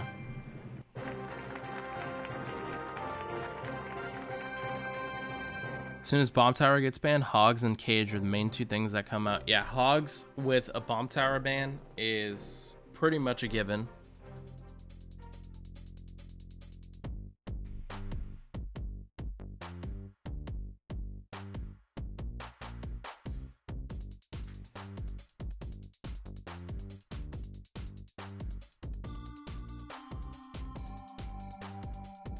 Yeah, Mini P.E.K.K.A clutching up, helping Wero get the victory right there. You can see the matchup on screen actually in favor of Thunderstruck, especially with the Mega Knight. The Mega Knight really just dictates that matchup. But the huge average elixir difference is really what sets that apart.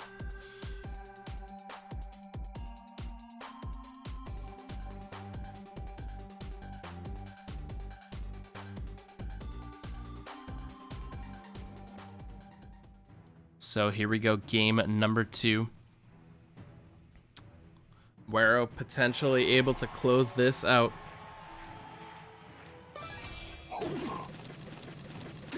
Miner's gonna go through on the top right-hand side, gets caught by the Mini P.E.K.K.A.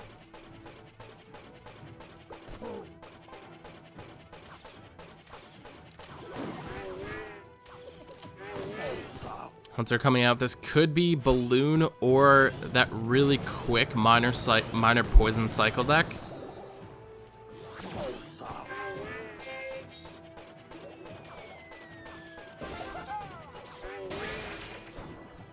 Or it's Royal Hogs.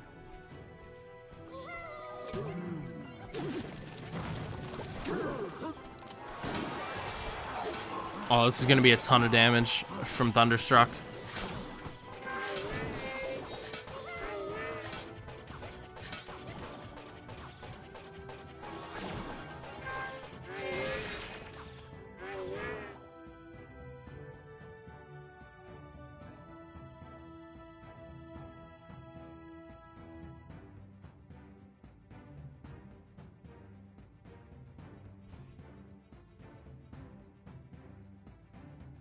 Wero's playing Bag's new deck? What's Bag's new deck?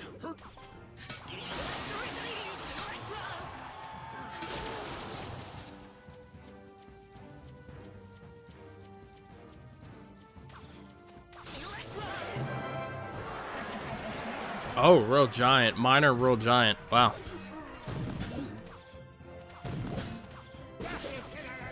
That Royal Giant's gonna get one shot. Maybe a second? No.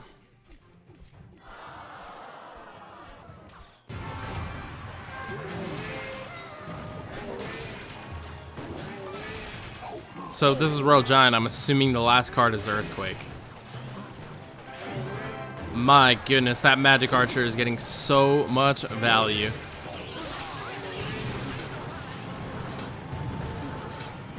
I mean, Wero getting a lot of damage on that push. Minor putting in work. Oh my goodness, that might be Earthquake Zap range.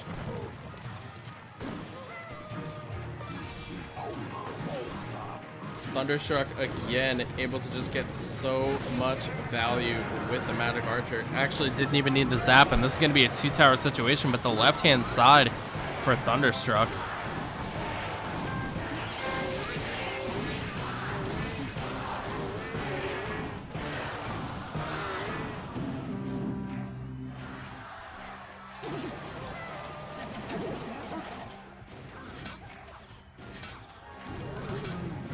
Man, that heal spirit.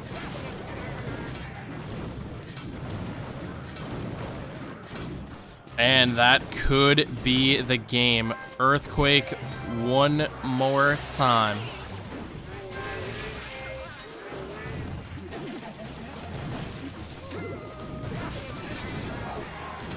The Magic Archer. Oh, the zap! The zap!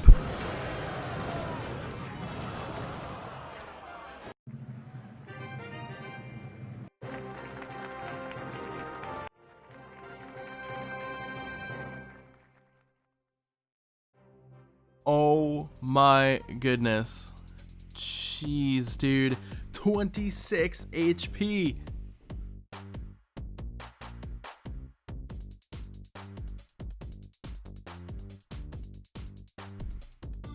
Jeez. That was so close. That zap from Wero was clutch onto the Magic Archer, and the Earthquake came down in just enough time. And we have ourselves a tied 1v1 set.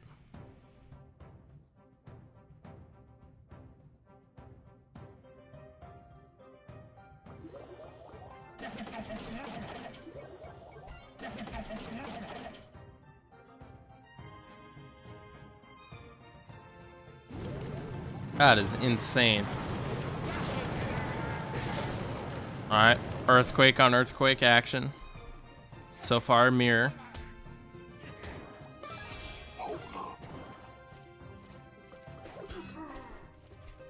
You guys are getting to see a lot of Clash Royale today.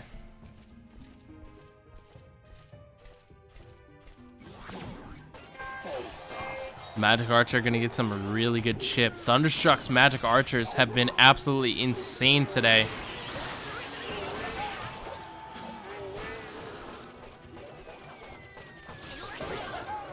And we have ourselves a mirror matchup. Thunderstruck running the same deck twice in a row.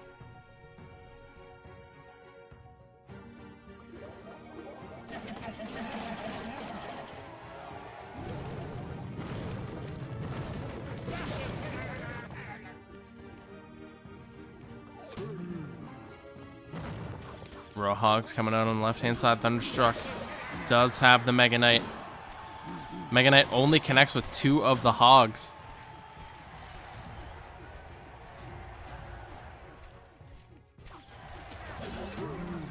Oh, the Mega Knight comes down to the left-hand side, giving free reign for the Roadhogs on the right. These Roadhogs are going to get a ton of value.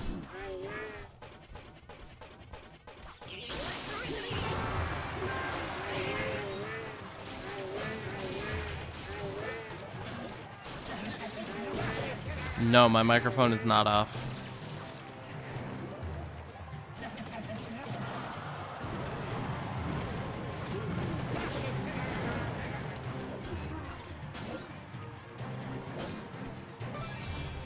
Roadhog's getting shut down by that Mega Knight.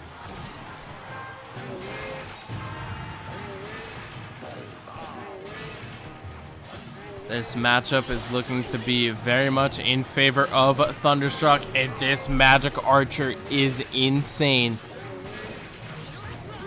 Roadhog's coming in. Delivery coming down. Ewiz coming down as well. One Roadhog gets a shot. The second gets in. And Thunderstruck clutches it up for INTZ. GG's, well played. My goodness, the Magic Archer placements from Thunderstruck were absolutely insane that game.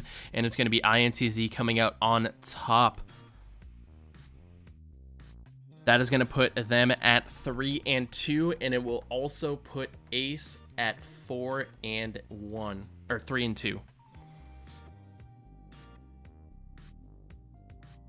So Ace at 3-2, Cream Academy at 3-2, INTZ at 3-2,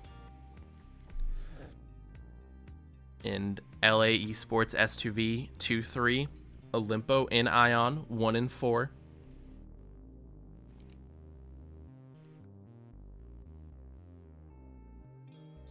Middle of the pack, still anybody's game right now.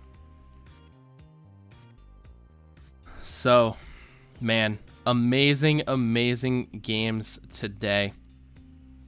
Thank you guys all for hanging out with me today. Greatly appreciate it. If you guys enjoyed the cast and you guys want to see more content from me, make sure you follow on social medias at FullFrontage. And again, make sure you hit that subscribe and like button for the No Tilt League. Big thank you to No Tilt League for allowing me to cast today's matches and filling in for it and chatting. Greatly appreciate it. And guys, make sure you hit that subscribe button here again if you guys don't want to miss any of the best semi-pro action in Clash Royale. So big thank you to No Tilt. Big thank you to you guys for hanging out with me today, watching some awesome games, and enjoying this semi-professional gameplay. So to cover the results, LA Esports 1-2-0. It was LA Esports won over S2V 2-0. Team Liquid Academy beat Olimpo Squad 2-1. INTZ just beat Ace 1 2-1, and then it was Ion versus.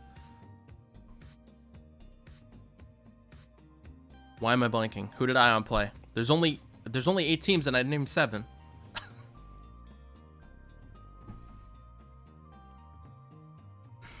There's only 8 teams and I named 7.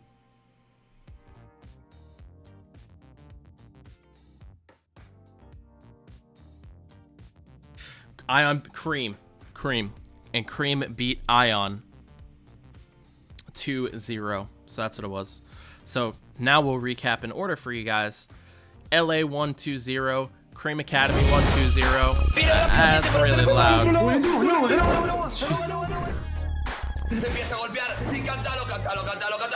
Jesus, that was really loud. Holy.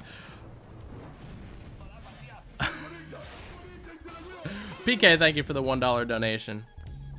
But yeah, guys, so that is going to do it for the No Tilt League. LA Esports 1-2-0. Cream Academy 1-2-0, Team Liquid Academy 1-2-1, and INTZ 1-2-1.